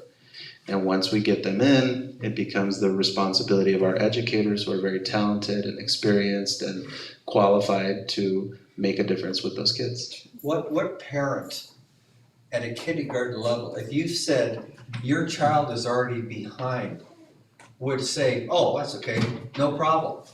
I just can't imagine. Now, maybe if they were in 7th or 8th grade and they've already graduated, oh, it's too late, blah, blah, blah. There's reasons. But not at that level, not at that level. Yeah. Yeah, but I think first of all, I'm excited about the possibilities, I think I'm impressed with the way the teachers and the staff and the principals were like, take a risk, I don't know how many people are, I loved how Principal Espinosa was like, I don't know who's coming, I'm opening the doors, and then, That's not normal for education. so, thank you for them taking a chance. And I'm curious if you would be open to thinking about not just the kids that are, struggling and below, but I'm just thinking about also those other kids that, That's what I was you know wondering. what, I'm doing okay, but I could do better. And I would benefit from, so we're talking about those kids that sometimes get lost. They're not down here, they're not chronically absent, but they need a little, so I'm wondering if, and that's an equity thing too, not always look at, It's our C students, the ones that yes. they're never a problem in the classroom, Right. but they're not your all-stars. Yes. And they just, if they had just a little Just a bit little, more. Yeah, I want us to. Or something to get them more excited. It's so, and I'm also thinking about our high achievers Yeah. and how do we, cause I was envisioning, the middle schoolers, some of them have to do community service, right? How do we incorporate them if possible in reading to the kinders or giving back or just so that if we could think, kind of, I know that's over here, but that's just how I think, so I'm just throwing it. We can do everything with time. Yeah. What we were able to Doing this first adopt year. in this first year, we feel good about, but also the timelines that we used. We squeezed it into some pretty tight timelines. Nobody's super excited about starting something in November, but we did it. Yeah. And then, folks came back from winter break and it was like, all right, you have 10 days to get kids here on Saturday. So I tend to not be shy about just saying, hey, we're gonna do this, so let's go do it. Because I think I have a lot of faith in the people that work in this district and I have a lot of faith in the families that send us their children. But now, you heard multiple times from principals, would be nice to have one more Saturday, or would be nice. What we need to do for the next 4 months is focus all of our energy on planning. Every instinct we have to want to run another Saturday, we need to devote that energy to planning next school years, because that's where it's gonna make a really huge difference. And I think we'll see that when. What about the cost? So the cost is offset by the attendance. The nice thing about the very first round of Saturday Scholars was it got kids excited. We kept it to 2 grade levels at 4 schools, so it was easy for us to shape the program. But we had very few days of attendance recovery. So we were basically carrying all the cost without bringing in really the attendance recovery. But we knew that, we were okay with that. So when the second round came in and we gave lists to the school saying specifically meet with these parents of children who have multiple absences, the percentage of kids who were in the class who had missed school shot up to 80 to 90%. And so we went from having schools of 8 to 9 to 10 kids who had an absence on a Saturday to the next Saturday 116 and 125 and 95. So it'll end up costing us somewhere in the range of about $35,000 to $40,000. And we have funding set aside for that.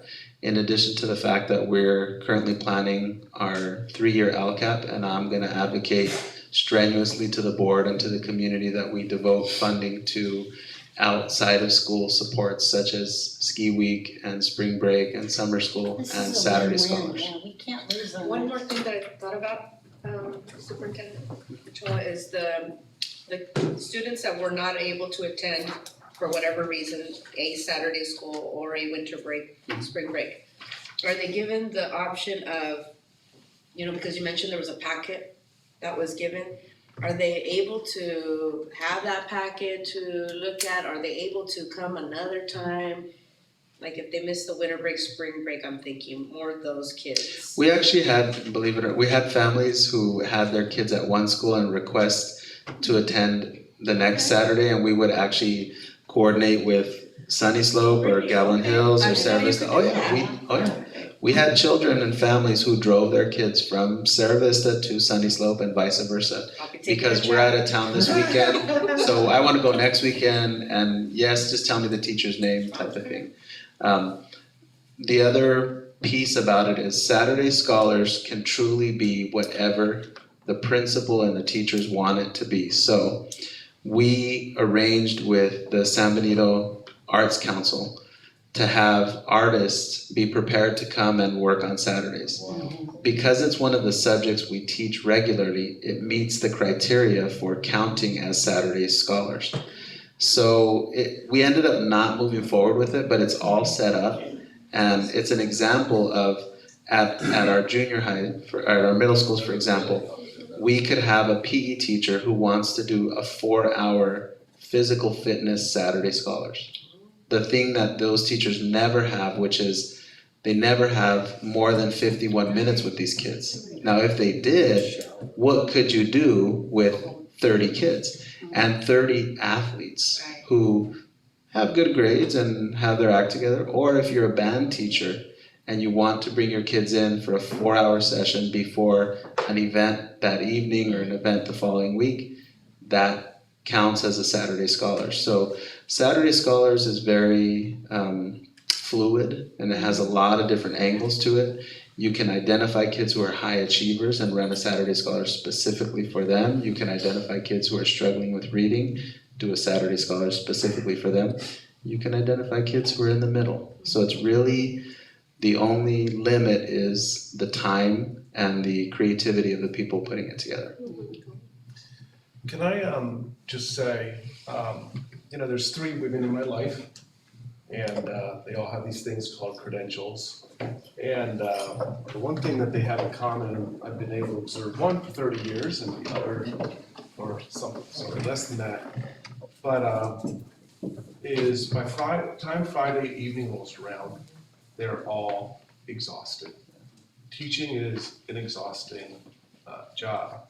So in my own family, oddly enough, by way of example, my wife sleeps in on Saturdays. Now, sleeping is relative. It's only till about 8 o'clock instead of 5, but regardless. But my point being is, I'm very proud to be associated with all the educators and everybody who is giving up their Saturday, paid or not paid, to go in and do this, because they have families, they have kids, they have whatever. But it's got to be wearing on, because again, I witness it. I've witnessed it every day for 30 years. So. And you have to hold them back because they'll want to do it every Saturday, and they'll want to do it all the It's time. interesting you brought this up, because I've talked to several teachers that participate in They're this. excited, they like it. Not only do they like it, they say, I don't have to teach summer school now. I make enough during the year where I don't, and they're very pleased that they have an opportunity to make extra money like this. And we're also working with teachers in the process of talking about the kind of lessons we run. So I want to point out Josie Hernandez, who's here. She was one of our Saturday Scholars teachers at Sunny Slope, and we put together this packet of materials that involved a sort of a graphing math lesson. And we felt pretty good about the lesson. We said, all right, we're gonna head out and make sure we would deliver these baskets and the supplies and what we thought was everything they needed. So on this one particular Saturday, I went into her class and she was teaching the lesson, but she was having the kids do this 20 to 25 minute activity where they were just sort of reacquainting themselves with graphing and reacquainting themselves with the physical models of how little blocks kind of blended together. And it was just an example to me of saying, this is a teacher who did not just show up and say, hey, we're doing what's on this paper. She looked at it before, she thought about it, she came up, she said, my kids are really gonna struggle if I just go straight into that, so I'm gonna do this other thing. And I just think it really speaks to, I think in that instance, Josie was an example of what a lot of her coworkers do, what a lot of our teachers do. which is when they decide to do something, they're gonna do it right. And they're gonna really put their effort into it. So I just wanted to point out that one example of the professionalism and the expertise that she brings to the table. The kids absolutely loved it. They did not call it Saturday school, Saturday scholars. Yeah. And they did talk about it and really encouraged their classmates. And, yeah, the cupcake was really a big one. They loved it. Right. So it was a great experience. I'm really glad that we were offered that opportunity. And then the only other thing I want to add is, I had talked to Diego and gave him examples of this, but I really do think everybody in this room, including us, we have to work on the messaging for the program, because at least in my mind, we invested in this to help with academic achievement, and it's funded, the program is funded because we're able to recover the average daily attendance. The cart is recovery, the horse is the academic achievement, because I think that we had some problems with the messaging, and the public was up, some of the public was up in arms about it, and anyway, I think you're taking care of it, but we're doing this for academic reasons first.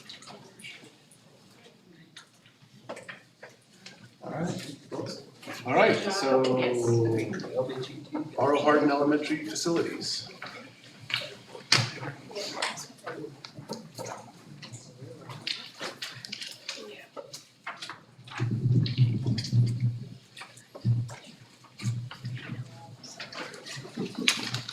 Good evening, members of the board. Board President Brunowski, Superintendent Ochoa, hope all are well. So since I followed the report on the Saturday Scholars, I got to give a plug. My daughter, my 9-year-old daughter who's going on 13, who is a 4th grader at Lad Lane, she went to one of our Saturday Scholar programs, and she wants to go to school every Saturday now. So we had to tell her, no, you can't go to school every Saturday. It doesn't work like that. So she enjoyed it so much. And she actually went to Lad Lane. It wasn't happening there, we didn't know. So she went to Sarah Vista, and they accepted her in. So she got to be with a bunch of kids who she wasn't familiar with and just had a blast. So yeah, she really enjoyed it. So anyways, I'm going to give a report. Yeah. She's going to go to all of them. Right. So I second what Joe said, that they do want to go every Saturday, and she really loved it. So, this report that I have for the board today is the R.O. Hardin Elementary School Facilities Needs Report. And I must mention that, as I did last month, the way that this report was, the inception of it was formed with, the insight of Lilia and Gabriela and Superintendent Ochoa. So this isn't something that I just came up with myself and walked the site and said these are the needs of the facility, or just Superintendent Ochoa. It was a collective effort, so that needs to be mentioned. Starting off this list here, we have at the top of the list, bathrooms, renovation, remodel. There are bathrooms on the west end of the facility there that at one time the fixtures, the partitions had been taken out. So it was no longer utilized as a bathroom for whatever reason. So it was used as storage. So the idea now is to get this bathroom back up to ADA compliance and do some repairs, replacing of existing piping, repair wallboard and flooring. Repaint the walls, so beautify it, and leave the tile flooring in place. Clean it up as to save some dollars there. Add new fixtures and partitions. So. After walking the site and looking at it, we come up with an estimated cost, which is down at the bottom there. So, of course, with the suggestions and the input of the board and the approval, this is kind of a preliminary list of put together of some of the priorities at these facilities. So that needs to be mentioned as well. Number 2 on the list, there's a kinder playground that was newly installed last year, I believe, and we're going to, you see the orange mesh fencing there, and everybody's been wondering why it's still there and how come that area hasn't been planted yet. Well, we have plants that we've ordered. They're drought-tolerant plants, they're spreading plants. You could see that that's a heavily shaded area throughout most of the day there. We didn't want to plant it during the frost time during the winter because it would all die. It would kind of be counterproductive. So we have all of our plants purchased. We have them, ready to be planted. So we're going to do that in the springtime when they're ready. So we'll at that time remove that fencing and plant all the spreading drought tolerant plants there. That area right there, there's actually underground utilities that are located there. So there was an idea to try and put some kind of artificial turf or something in that place, but if we ever needed to get to those utilities, it would also be counterproductive. So we came up with that solution. You see the picture at the bottom there. There's a discussion of expansion of the play area, which would be hardscape concrete for additional playground activities for those students there, which would allow extracurricular activities. I think there were, thoughts of maybe some bicycles being purchased or other things to allow Do you for. wanna do that so close to the other classrooms though? Would that cause too much of a noise? Those are all kinder classrooms. Yeah. They're what? They're kinder classrooms. Oh, they're all kinder? When they're at recess, They're all at recess, okay. So you can see to the far right of that bottom picture there, the hardscape would actually extend out to just about that area. That's why I took that picture where it is. So it'd be quite a bit of hardscape included there. And again, that's just an estimated cost for that area there. Number third on the list here, we have portable classroom multi-purpose space. So you can see the gate there just to the far left.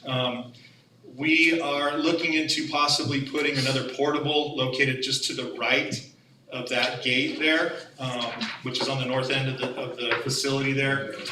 Right here?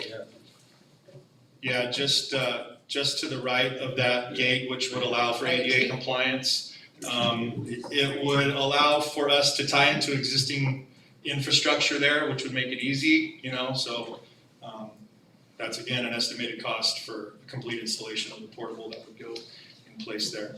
Cause it kinda slopes down. It does, there would have to be some groundwork that we would have to do, and, it would be a little bit of effort, but, after walking the site and looking into it, that's one of the better locations to put an actual portable. So that would just be one portable? Yes. Number 4 on the list here, we have the main administration office improvements. After speaking with Lilia, we found that their copy station there, you see the picture up on the top there with the door and the copy station. It's kind of a tight area for copying, and you can't really get to the casework above the cabinets and storage and stuff. So the idea would be to move that copier to on that wall where the door is located. So we would basically remove that door. You can access that area where the door leads to just down the hall to the left there. There's another door that you can see where the exit sign's located. So there is access to that area, which would be a storage area. So it seems reasonable to put the copier there as to create more room to be able to store, whatever it is that they want to store in that area and get to those upper cabinets for storage and stuff. So, another idea was to add acoustic panels. After speaking with Lilia, we found that they said that there was a lot of echo in there. People come in, parents come in talking, and there's just commotion that goes on. We thought of possibly adding some of those acoustic wall panels up there to kind of drown out some of the sound deadening panels. So it's an idea.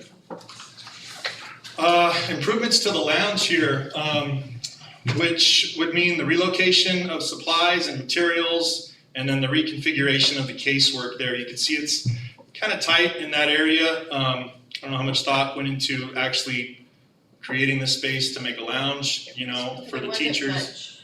Let me just say. So- Sorry. No, The design was very poor when it came to the lounge. Okay.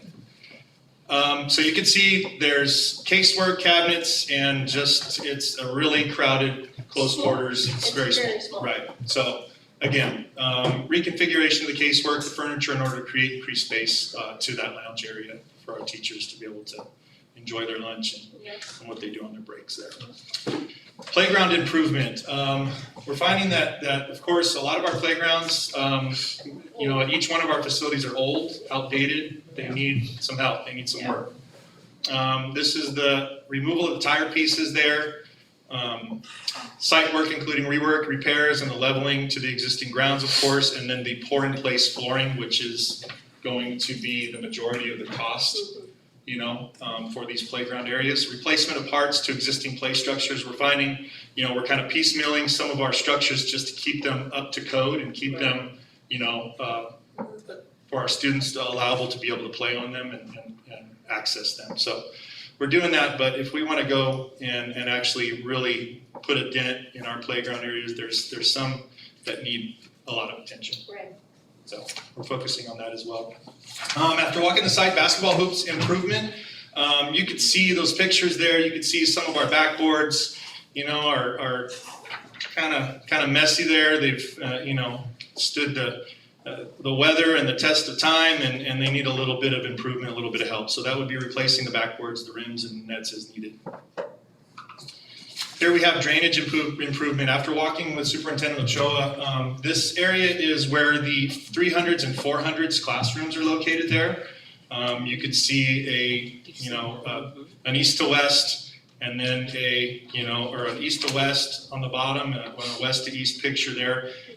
We find that the problem is mainly on the right-hand side. If you're looking at that picture above, where the trees are planted, where those portables are, the drainage there is a mess in the winter. The water pools. It's a lake. It's a lake, yeah. So improvements to drain. Kids get to play in it though, right? Yeah, they could run around as long as they wear their rain boots. They should be okay. Improvements to the drainage system there, such as roofing, gutters, downspouts, and piping. So we're considering everything, of course, from top to bottom. And then improvements to the asphalt, including grade and swale for proper flow and drainage of water. So it would be an effort to create proper drainage for that area, but it's something that we're considering.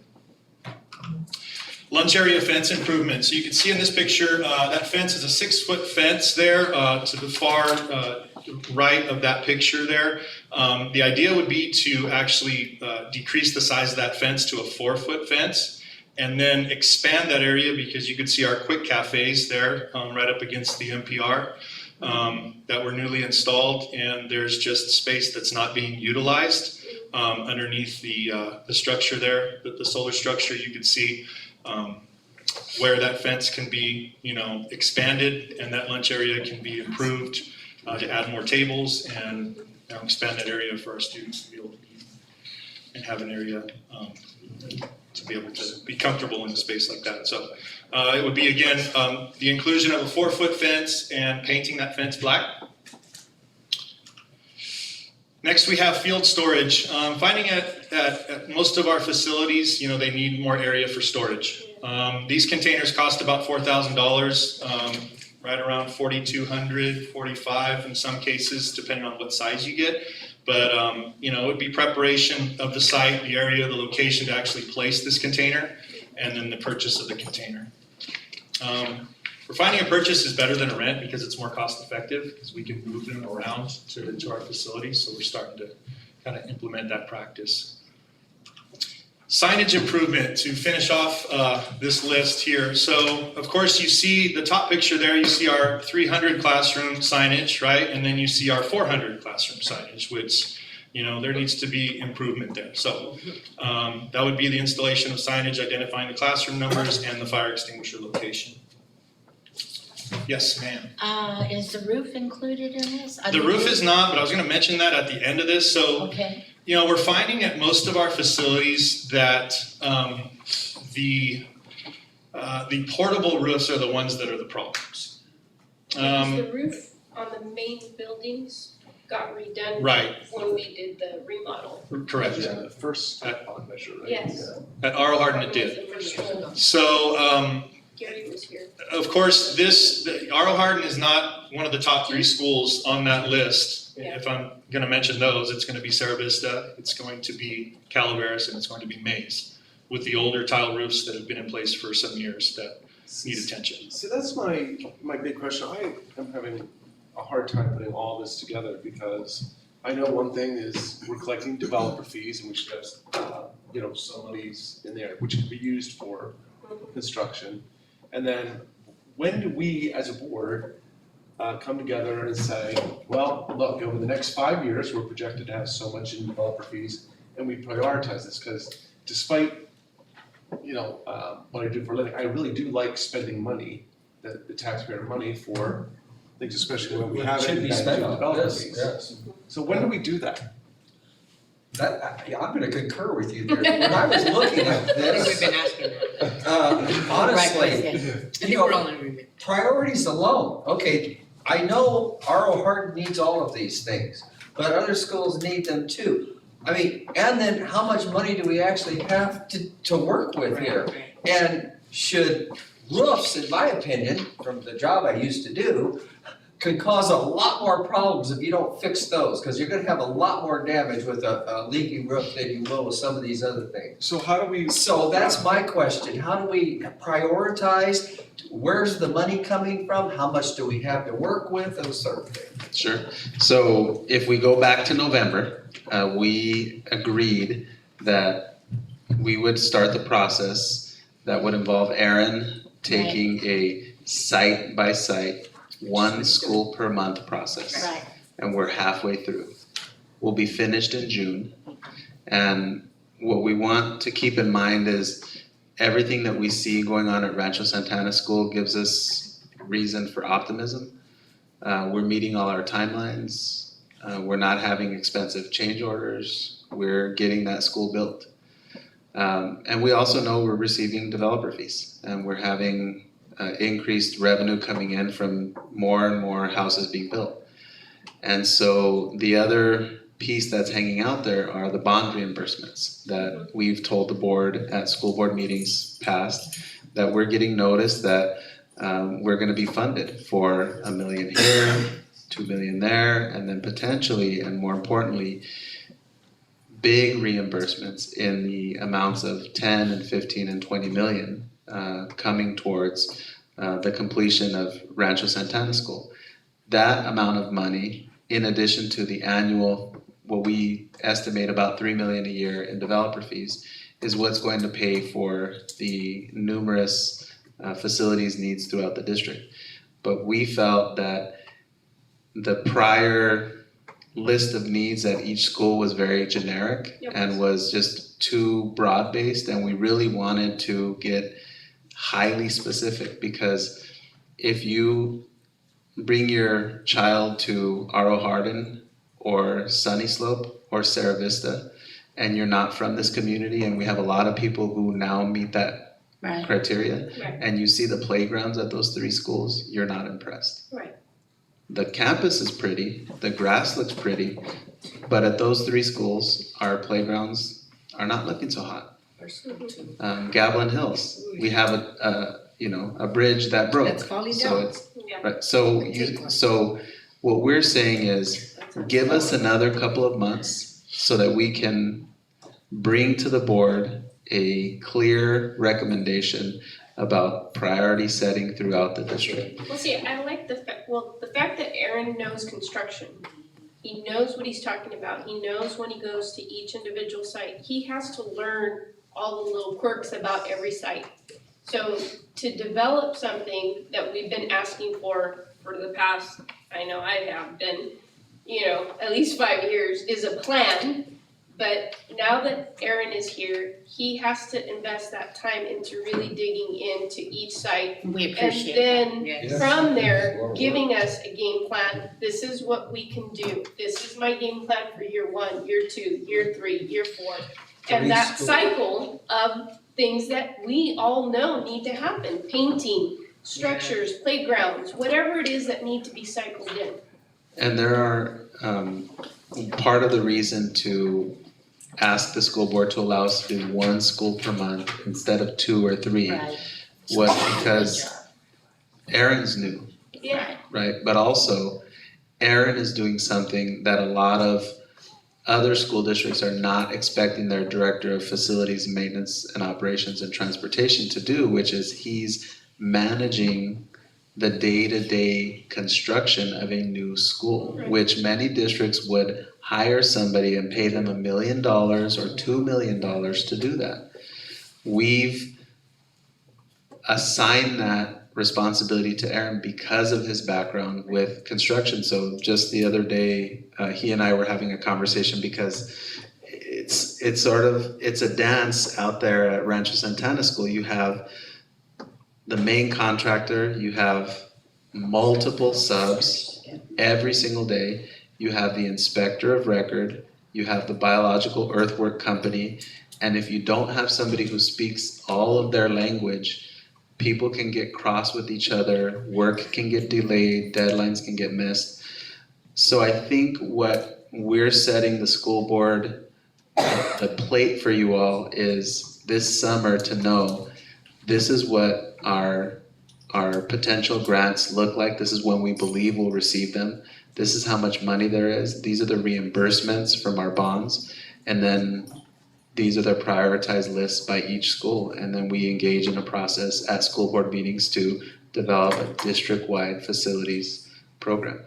Yeah, because to build confidence or even to consider even going out for another bond in 5 years or whatever our need may be at that time, you want to show the community that you have a game plan and you're systematically reinvesting back into your facilities. Oh, yeah. You know, very, very smartly. So to have you, Erin, be systematic with this, I think it's long overdue, and we're very fortunate to have somebody with your background and knowledge to help us, you know, find our way to establish that. I appreciate that, yeah. I Glad think to do it. having some sort of cumulative document, because, you know, that we can see, you know, the whole thing so that we can mull it over and do a study. Because, you know, whatever, this is a Regardless of the no-win, change that that was happens a here, no-win. it's a systematic thing that continues. But I also wanna get back to your input on these lists. You listed everything here, but I would like to know what the top 2 priorities for our part, the Are they in top 2 for Calaveras. No, they're not priorities. Because The other ones we're gonna be doing our little board Yeah, that's- things, I'd and like we to have have to that be input. intelligent. Yeah. We have to say, you know what, the roof on this building is a higher priority than the playground right now. And that's what his input, that's what I would like his input for. But that would be on an overall, once you've done your analysis on each site, then that would be Then the that would be the ultimate next design step, as yeah. far as, these are the critical that need to be done next year, in my opinion. Right. Yeah, that's what I would like to do. Well, and as you mentioned, Board Member King, is that, you know, the roofs are the main concern, obviously. The roofs are leaking, they're leaking on. And you're doing a lot of damage to your school, yes. The other consideration when you're talking about what we expect on an annual basis with homes, we expect the 3 million, we've seen that. But the other change I'm going to ask the board in future months to think about is going through a process when we receive notice of proposed projects of insisting on financial mitigation above and beyond the developer fees and not land. So in other words, saying for every 100 homes in your project, our request for mitigation is $4 million. For every, and using a statistical formula to explain, when you build 172 homes, in our district, that doesn't necessarily mean they're all going to go to Calaveras. We have very lenient policies about kids attending school elsewhere. So what we're doing is we're putting the onus on the developer to pay us the money up front, which will allow us to annually have the money necessary to do the many projects over the years. That's Mellow Ruse is what you're talking about. It's a form of that. It's basically saying, without necessarily imposing a tax, saying we expect financial mitigation at the outset. And in some cases, it can be in lieu of the developer fees, or in other cases, it can be in addition to the developer fees. So that's part of a process that we'll go through this summer, actually, is developing that language so that every time we get a proposed project from the county or the city, we send the same letter, and it's this is the mitigation we're requesting. Thank you. Thank you, Erin. Good job. Thank you. So I will entertain a motion to This was just a. accept the Yeah. consent items. The LGBT or? No, that's after. That's after. Yeah, I'll make a motion to accept the consent items gosh, they were what, 11A through E? Second? All in favor say aye. Aye. Any opposed? 5-0. So the next item is to establish a process to evaluate LGBT policies and guidelines. The administration recommends that the board approve the recommended process to evaluate current policies, identify new policies, and create school-based guidelines. Who is that? Yours truly. Thank you. Thank you. What we'll be presenting tonight to the school board is a recommendation that's based on a combination of policies and guidelines that exist throughout the state of California and that summarize the best practices out in the field. The first is to talk about the policies themselves and the importance of having school boards adopt policies that make sure that their schools are free of discrimination, harassment, intimidation, and bullying. Specifically, the Ed Code 210.7 defines gender and gender expression as follows. Gender referring to a person's sex and includes his or her gender identity and gender expression. And gender expression means a person's gender-related appearance and behavior. So being able to distinguish between those two things. In the Hollister School District, there are many, many policies that already specifically identify children and adults and their rights under the law pertaining to their gender expression, and their sexual orientation. Those are listed for you on this slide and really run the gamut from harassment to bullying, history, social science, courses of study, athletic competition. So the school district has a litany of policies. And what it really tells us is that we have lots of policies, but we don't know what they are. We're not familiar with our policies. We're not versed on what the policies say. Unless something comes to our attention, then I go, let me go find it. I can read through it and I can look at it. And that's what we're going to talk about this evening, is having a set of guidelines that do more than simply provide people a list of policies. Because based on the policies we have, it would be simple enough for us to come up with a communication that would go out to schools that would say, okay, if somebody comes to the school and has a question about our LGBTQ policies, then we give them this list. Okay, well, that's going to require them to read 210 pages and click on a bunch of different screens, and they won't meaningfully access it. And so what we want to do, and my recommendation to the school board, is that we provide professional development for our staff, that we devote time to help our staff understand LGBTQ issues, to really understand the research that's out there pertaining to educating children and creating safe spaces, to have inclusive sexual health education. That's already built into the education code, and it's what's already out there. To think about LGBTQ student support and engagement, specifically things like a Gay Straight Alliance Club.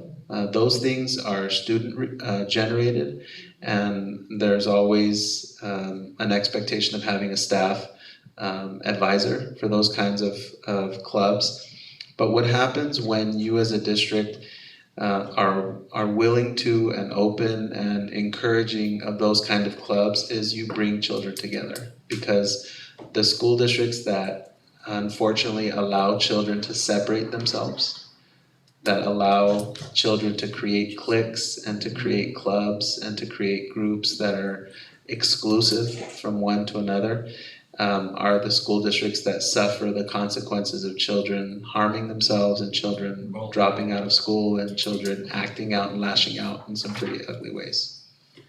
When I read this, one of the notes I had here is I put down parent outreach or parent Yes. education. We need to include the parents in the steps. Include them as partners, bring them Right. into the trainings, bring them into the engagement. Because that's an essential piece. The one caveat is we cannot violate the law as it pertains to the privacy of the Right. child. So there is a fine line where school districts are highly restricted in their ability to out a child to their parents. Oh, absolutely. So if it's a situation where a child has expressed to a school employee that their sexual identity is not known to their parents, it's a very fine line about what you can share with parents. So you want to stay on the right side of that. At the same time, many of our children who are LGBTQ share that information with their parents. And so when that's the case, then the door's open and you bring them in and you work with them. The other is to have Out for Safe Schools, and basically what that does is it creates a program where we as a school district specifically encourage staff members, encourage buildings, encourage administrators to identify themselves as adult allies. Basically, pins, posters, stickers, something that says to a child who is dealing with these issues, you can talk to me. You can be in my classroom. I'm not going to let somebody bully you in my classroom. And so that's another example of a potential strategy. Just see, Superintendent Ochoa, that's where I'm having a very hard time because, you brought up that, these kids are bullied, they're harming themselves, they're acting out, but we have, I'm assuming, there are non-LGBT students that are bullying, that are harming themselves, and acting out. And why does it have to be, they're just an LGBTQ ambassador? Because we have kids and we need to get it out there in the open because we're not, as a school district. We have problems on some of our campuses with literally kids harming themselves and doing bad things, and kids that are afraid to go to school because there's just bad things happening on. So why does a teacher need, special ed? If you're a teacher, you're supposed to be able, or an adult on our campus, to intervene and help all students, no matter how they identify themselves in any way. But I'm getting very frustrated with this because, again, I was telling Mr. Ward, I met with, and I've told you, I met with a family last week that just had devastating stories, and that's just on top of all the others, and not just stories, but evidence of what goes on. So, I understand what we're trying to do here and why, but we're supposed to be for every single student. We don't care if they're rich, they're poor, they're black, they're white, they're straight, they're gay, they're transgender or whatever. So I want this to be all inclusive, I guess is the word I want. I think that I think that we do care about all the students. I think that we have, as a board, talked about the importance of suicide prevention, and I think it's a real thing, especially with our, nowadays with everything social media. Apart from that, I think this particular population, the GLBTQ, and we forgot the Q here, it's a different subject because this is a marginalized group. These are marginalized students, and there has been an oppression, a real oppression, much like racism towards African American and Chicano Latinos. And although we do say we're here for everyone, this is that equity piece, Rob, where we have to be real and say, but these kids are targeted differently than other kids. And so what are we, as a school district, gonna do to make sure that these kids, Are treated fairly. Yeah, and so let me finish. So then, LGBTQ kids so let me aren't tell you. targeted? Because I have Well, let me evidence tell that you. they are. So, let me tell you, and then so I think it's important that the teachers and staff and that the school does have like a sign that says, I think there's these triangle signs that say, this is a safe place. And not just for, and you're right, we should be treating everyone. But the reality is, Rob, we don't. As a society, we don't.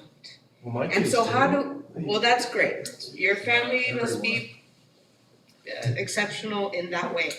I also- Not everyone is. And so I think it's important, I would like for us to adopt some kind of policy, and I would like for us to have some kind of signage, because if I, as a brown person or a GLBTQ person or a marginalized person see that, then I'm like, he's a safe person.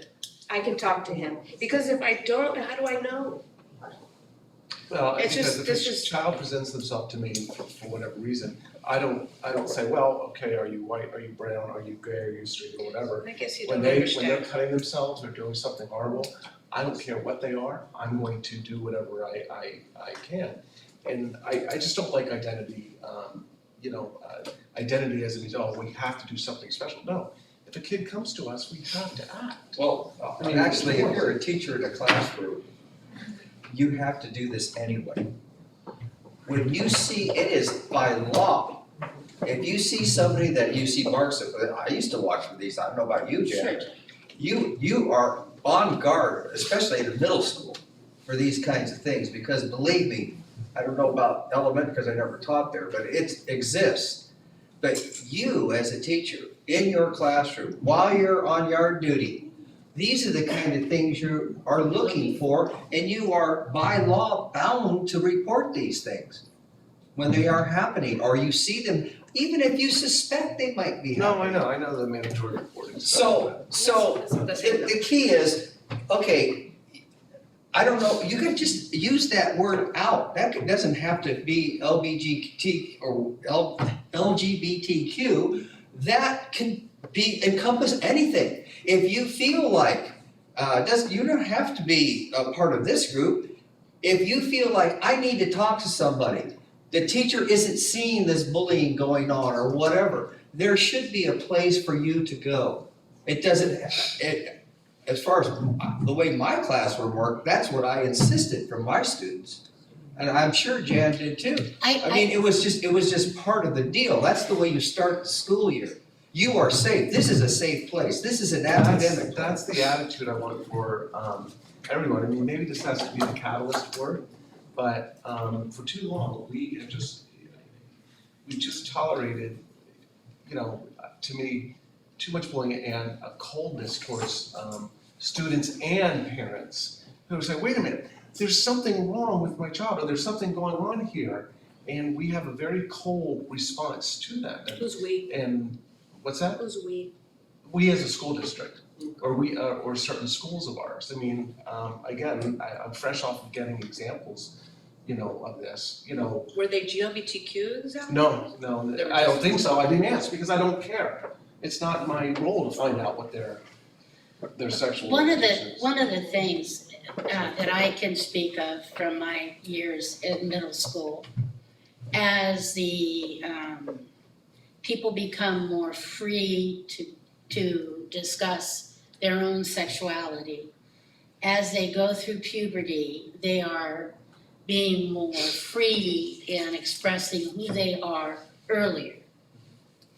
And so, and it is just being an adolescent is hard enough. Okay, just being 12 and 13 is hard enough. And then to have the feelings that, well, maybe I might be a little different, or maybe I should be a girl, or maybe I should be a boy, or, and we've had children that are come out that through development that they're neither. I've taught a boy that had that. Parents were devastated. These are things that happen. And we have to respect that these children, and yes, we have children with mental illness, because what you're talking about is children that are suffering from mental illness when they're cutting themselves. Well, I don't think the family I met with, they were mentally ill. I mean, I'm not. The child, if they are hurting themselves, is suffering. That's a serious. Is suffering from mental illness. Right. Then this is not mental illness, this is a physical So this is different than mental illness. Being gay is not being mentally ill. When you're hurting yourself, that's mental illness. Those are two different things.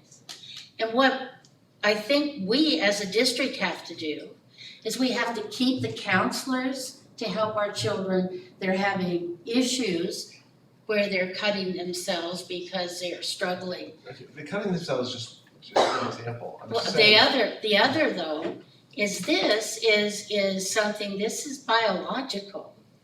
And they need a safe place. I don't see what is so wrong about having, us having a development, and I frankly, I think there should be a parent night where we go through other things that adolescents are dealing with. Yeah. And, including, their sexuality, but things that happen during adolescence, because parents don't know.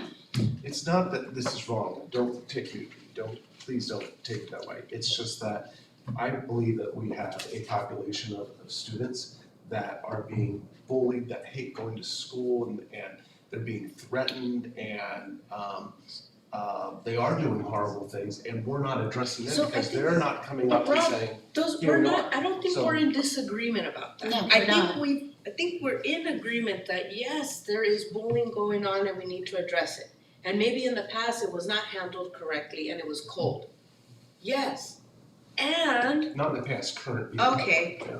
I don't know about that. And, But I do, that's my whole okay, point. and today, right now, we are Legally. talking about GLBTQ population. These students, how are we going to make sure that we have a policy that is Required by law. first of all, required. Second of all, that make sure that parents and students know that this is a safe place. That I think is what we are tasked to do right I'll put it now. on the next agenda for the Right. non-LGBTQ. Perfect, and I think we would Okay. love to talk about that with you. Got it. I don't think we're disagreeing.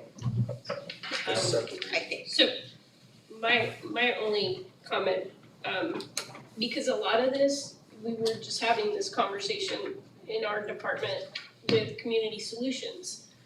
On another, specific group, but, your community agencies, first of all, for a lot of this stuff, we're not the experts, and even the lady we talked to, she's like, this isn't my realm. I talk, we're talking about human trafficking and social media and how some of our students are victims, not knowing they are victims. Right. But first and foremost, we have to start educating ourselves as adults. What is LGBTQ? We went to one very brief introduction by one of our, local agencies last year, and it was great. But more adults have to be a part of being educated. If a student came to me as a teacher, how would I respond? Where could I help support that student, find out more information? I'm not the expert, but at least I'm more familiar to what it is that conversation would look like versus being clueless. And so, High school. right, but it's, it first starts with us as a district and educating our staff to all of these different things Right. that we have to know as, like you were saying, we have policies. We don't know what they are. Why don't we ask for a presentation? We need, but we need to build that into our professional development, as far as understanding what it means to have someone who wants to be called, I want to be called John. How do you identify? Do you call me a she? Or do you call me a he? Those are even those simple things that it sets the tone in your classroom for that interaction for that student to feel comfortable in learning. But those are all cues and those are all parts of professional development that we all need to be a part of. And it starts with the adults creating this atmosphere. That's right. And you just hit on 6 or 7 different things that we're not prepared to do today. And we can't be afraid of having those discussions and talking about suicide and talking about I want us to embrace those conversations, because if we don't, our kids in junior high who are having these major issues are gonna come into high school, into this huge high school with all of these different issues that they're trying to cope with, doing so many other different things, that I wanna be able, as a district, to be able to reach our kids at this level, give them the tools they're gonna need before they get to high school, Absolutely. because by the time they're hitting us, It's too these late. kids are making some really ugly choices. And what do we have to do today? What I'm asking for the board to do is to enlist the district administration in pursuing this process, which is, number one, establish a subcommittee of individuals who would include students, parents, certificated, classified, and administration to meet once per month between now and this summer through July to actually read our policies and to identify any policies that need to be updated. So we may choose to read all the policies and decide that they're just fine. Or we may choose to read them and suggest to the board that we update one or more of those policies.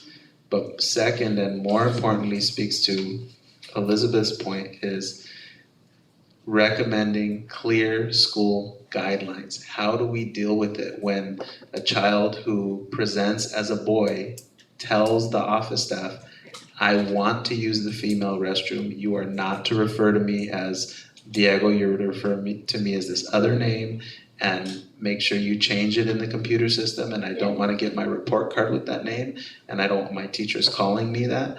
And what is the actual guideline that happens when a situation like that occurs? Right.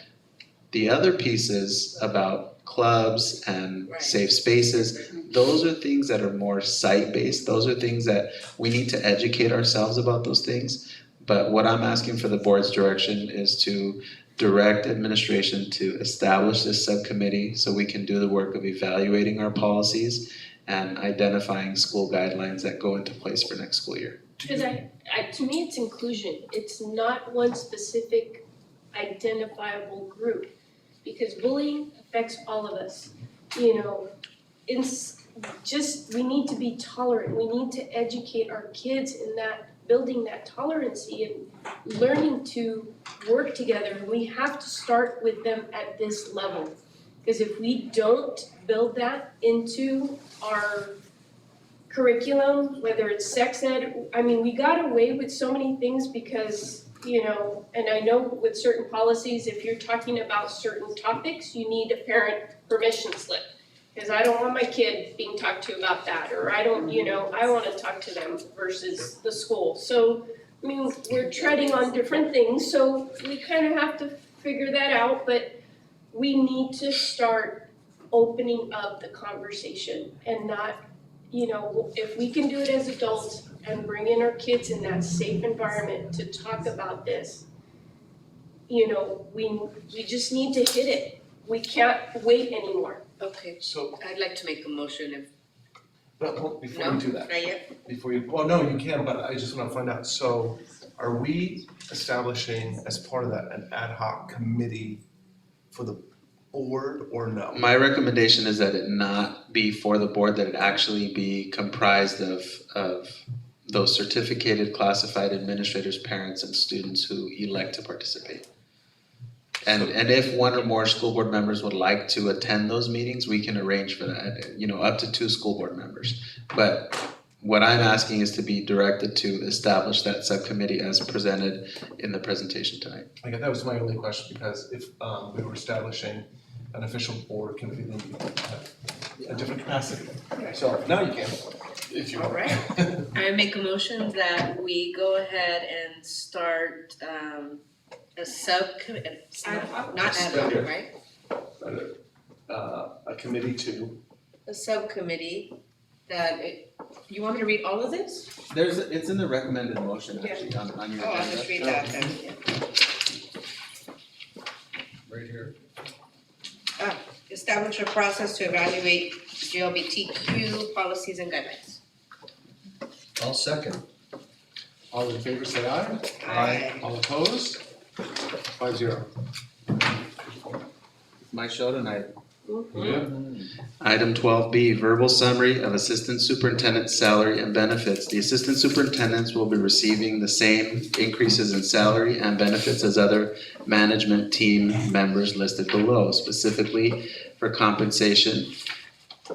Administrative salary schedules increasing by 2% effective July 1, 2019. For 2021, administrative salary schedules increasing by 2% effective July 1, 2020. And for 2021-22, administrative salary schedules increasing by 2% effective July 1, 2021. Health and welfare benefits effective October 1, HALG and confidential members shall receive a district contribution of $16,800 towards health and welfare benefits. Effective October 1, 2020, HALG and confidential members shall receive a district contribution of $17,000 towards health and welfare benefits. And effective October 1, 2021, HALG and confidential members shall receive a district contribution of $17,200 towards health and welfare benefits. And it is my recommendation that the board receive the verbal summary of assistant superintendent salary and benefits. So when you say receive the verbal summary, are we acting on this tonight? You'll be acting in the next item. So there was a change in the law that requires when contracted administrators receive pay increases that it actually be two separate items. The first item is the verbal summary of the pay increase, and then the second item is the approval of the pay increase itself. So what the legislature found was that there were numerous school districts throughout the state that would have agenda items that were somewhat unclear. It was like a contract amendment, but it wasn't being specified, oh, this person is getting a 2% raise or a 6% raise. So what this does is it requires school districts to say, this person is receiving this raise for this year, this person is receiving this raise for the, associated raises. So I just want to make it clear that this is essentially what the teachers got. No, this is what the administrators received. The administrators received and confidential members agreed to a salary increase in October that defined the specific amounts of pay increase as well as the specific contribution to health and welfare benefits. Our teachers settled on a floating cap of 90% of the cost of one of our plans. So this is more with CSEA then?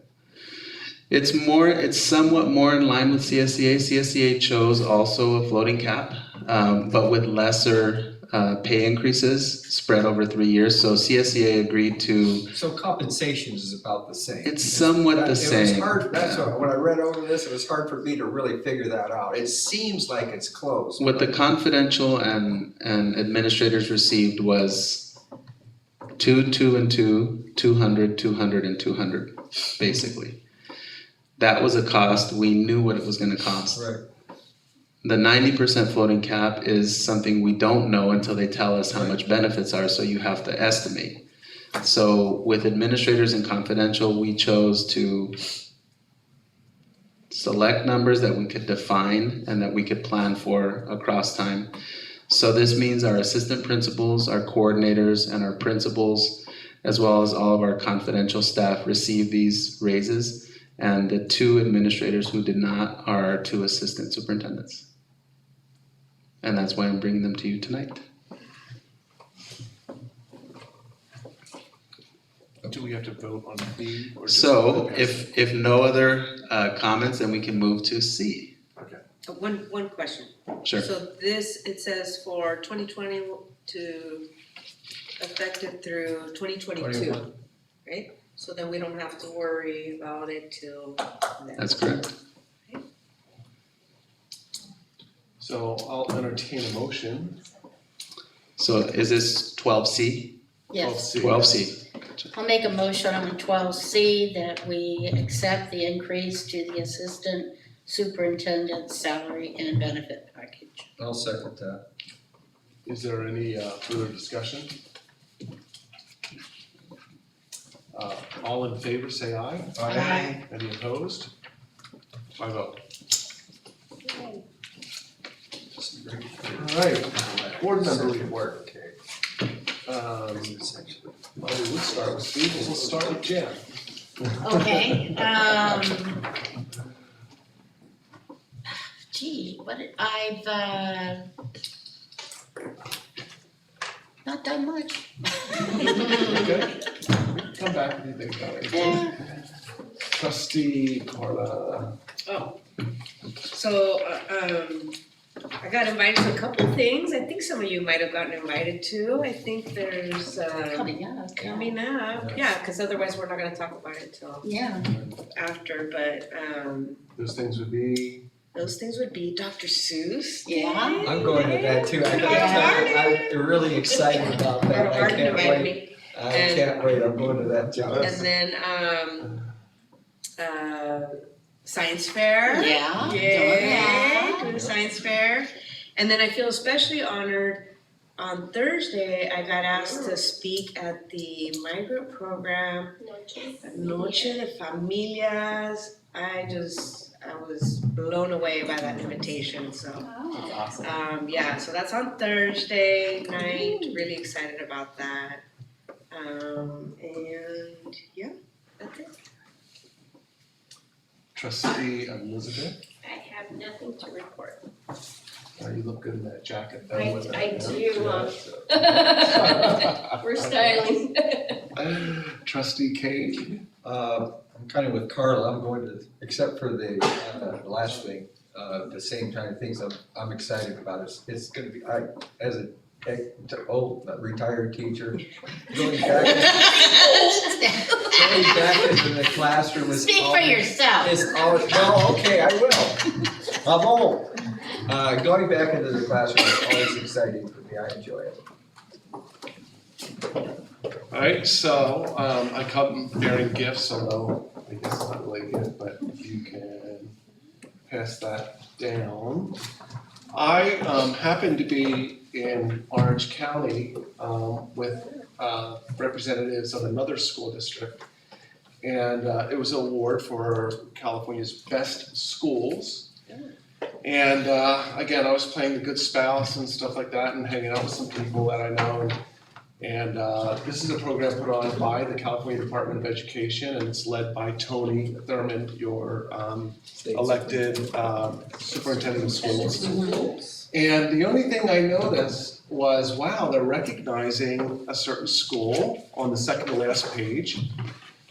And I have to be honest with you, I really don't know what these awards are about. And so when you are in a room with 2,000 people and they're celebrating this, you find out schools get recognized for closing the achievement gap. So I'm looking for the principal of this school called Hollister School District Accelerated Achievement Academy, because surely he's standing in the same line that we are to get our picture taken with Tony Thurmond, but Ken would not there. Anyway. Oh, I mean Scott, no. Oh my So I text Diego and I say, is there anybody here from the Hollister School District to get your picture taken and then go to this very expensive dinner? And Diego's like, no, we sent him to Washington DC. So I text Diego back, I said, well, can I accept the award on our behalf? And he said, yes, so I went up there. Everybody else had 5 or 6 people, and then there's me. And Tony actually said, that's it, it's you? And I said, it's a long story, so. But anyway, Scott, if you. I never looked so good. Yeah. But if you want one of these, I took a bunch of them, but they're, you know, but I do have to tell you that again, look, you know what a distinguished school is, or sometimes you do, or you hear about them, National Blue Ribbon schools, but when you really peel back the onion and you listen to the story about why you were being recognized, it's not because your students did all great, or the test score average is way up. It is you are closing the achievement gap. So the low kids that sometimes we lose hope on. No, you're getting them up to, you're closing the achievement gap with those that may come from wealthier families or different backgrounds and stuff like that. So it was very exciting just for the 2 minutes that I got to claim that fame, and that was it. But thank you.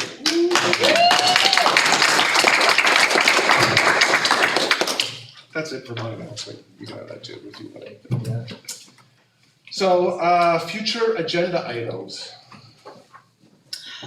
I think that, you wanted to discuss, well, I would like to discuss goal setting. I don't know how that happens, or what I would like to see us as a board, I brought it up last night. yeah. You wanna schedule a workshop, I don't know how it's done, Yeah. if we do it Yeah, in it's public generally- or, It's a Saturday type of Yeah. event. yeah. so would that be the agenda item to schedule? Okay, so, Well, let me ask for a clarification on how we do this, cause that's what I mentioned last month, so. Right, So how do we like follow up on that, you know? we have to schedule that meeting. Okay. And we'll put it on the agenda, and it really should dovetail with, by May 31st, this guy has to give us what his ideas are, that's for his contract, so we could do it before then. But it's usually they're probably the same. at least a half day Saturday, if not 3/4 of a day. Mm-hmm. And we usually use in the past have used a facilitator for that. So, we'll put I that don't on the know March if we need a agenda. facilitator for that, do you think, for goal setting? I think just to get us off the ground to do it and for the first time, because we Okay. haven't done it really as a cohesive group with the facilitator that we've had working with us, Okay. already coming in. You mean Seppi? Yes. Yeah, I'm okay with that. Okay. Yeah, If we the have other a choice is usually somebody from the county office of education or, but again, that might be She awkward. kind of has an understanding of how we work, like, But if we have her come in, can we have her come in for all kinds of things? oh yeah, We need to get done? she would be here for what it is we want her to be here for. Oh, like a Combine Friday, it all in one Saturday? day. And she does work with districts throughout Northern Mhm. California, so that it's not, you're not always shouldering the full cost of the single visit out here. Well, what if we did a Friday, Saturday? We did that with her. We've done that son. with her before. She's open to that. She's in high demand. Oh, yeah, there's good reason for that. Okay. So that'll be on the March 24th agenda. I'm gonna tear this off and give it to him. I So got that- it. Okay, Okay. by the way. And I know I had asked about an update for the concession stand at Rancho with the city We'll be ready for that in March. in March. Okay. And there was an item for human trafficking. And so the one question I have is, would you like us to present what options are out there about how to Much like this, meet the guidelines and meet the requirements? yes, Because we can do that. cause I That will help shape the presentation. You know, there is a Yes. government agency specifically dedicated to that here in this county, or it's a, quasi-government agency. Community Solutions And they work, I does it. forget what Community jobs they work on. Well, Community they were, Solutions works on human trafficking. and actually I had, so the young lady we spoke to today, I had recommended that she actually speak to Diana and on those specific titles in Aggie, with the junior highs, just so that, I mean, the sooner we have these conversations, I think it's important for these But I think before that, so again, I think, so two different things. at a different level. I think one is, let's look at what the law says, what the updates are, if you could bring that to us, and what we need to follow as far as policy. Secondly is, yes, we should have these presentations, as well as, I think we've also mentioned before, at the middle schools, is looking at what are and you guys would know, the principals at the middle schools should be the ones with maybe the students, like, what is it that they wanna know about? What are the hot topics right now, right? So cyberbullying, human trafficking, drugs, vaping, and maybe do a series of workshops for them. It's two different things, I think. Two different things, and I think as it pertains to future board member or future board items, we need to acknowledge that you have a superintendent who started in February, Right. which is a very peculiar time of year to do that. Right. And their frankly were a lot of things that needed to be addressed and still need to be addressed. So there are things that, you know, what my goal would be and my hope would be is that a year from now, what I do to prepare for board meetings is I actually go back 2 years and I look at what was presented at each of those corresponding board meetings, and that's how I develop to make sure I'm hitting everything that we traditionally hit. Because when you do that, then it isn't necessary for board members to say, can you please present on human trafficking? Because it's built into my annual process to ask the school board president as we're developing the agenda, well, what do you think about this topic? What do you think about this topic? We've done a presentation on such and such topic. And then when this part of the agenda comes up a year from now, instead of having 6 or 7 future board items, it'll be 1 or 2. And that will allow us to really hone in on the goals that we set and the key work that we're doing. A report on Award Homes, what's going on there? A report. Which one's that? Award Homes, they're starting again. Is that the one by the church? Sarah Vista. Service So you think about what the impact on us will be? Big time. They're going full Oh, I tilt know, boogie. yeah, So we need, I don't know, something about you can't stop them. So they're on. So we need to know what that's What gonna happened, mean. the cursory analysis that we have so far is that a jurisdiction would be able to basically vote against the continued work on a project like that. But that would land them in court. Yeah. So what took place was no vote happened, which enacted a part of the law that says, well, if no action is taken, then by default it is approved, because it wasn't denied. So the cursory analysis we can give right now is that the project is moving forward. Oh, there's, What that means in terms of mitigation, this agreement dates back many, many years. So Gabe and myself and Aaron are working on piecing that together so that we can sit down with those partners with Award Homes and talk about mitigation and talk about, you know, what impact that's gonna have on the district's enrollment. The other piece that's important to remember is we are building Rancho Santana School, which is going to pull a significant number of children from that general area that would otherwise attend Sarah Vista in 12, 14 months will likely attend Rancho Santana School. So that I think there'll be a bit of an evening effect in addition to, it's hard to predict how quickly they'll build those awards. well, I think we just need to know what phases. Let's not discuss it. I'm just asking about phases. Award Homes. Yeah, how many phases they plan.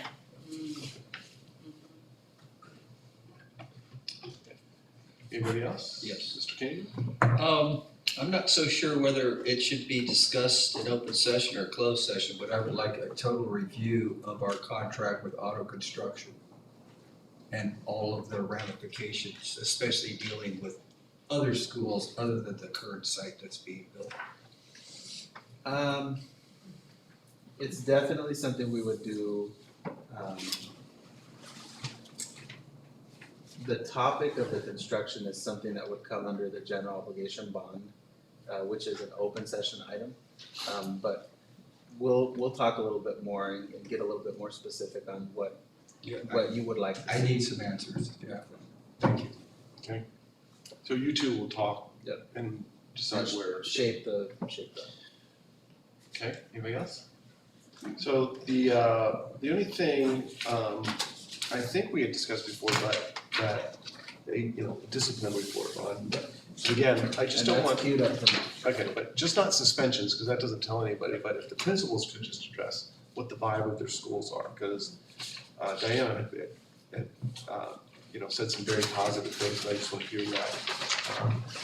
Or you can just call me or email me personally, it's up to you. Oh, what do we all wanna know? Okay. But not just Mays, but, just to be all the schools, because I really do want to get to the bottom of,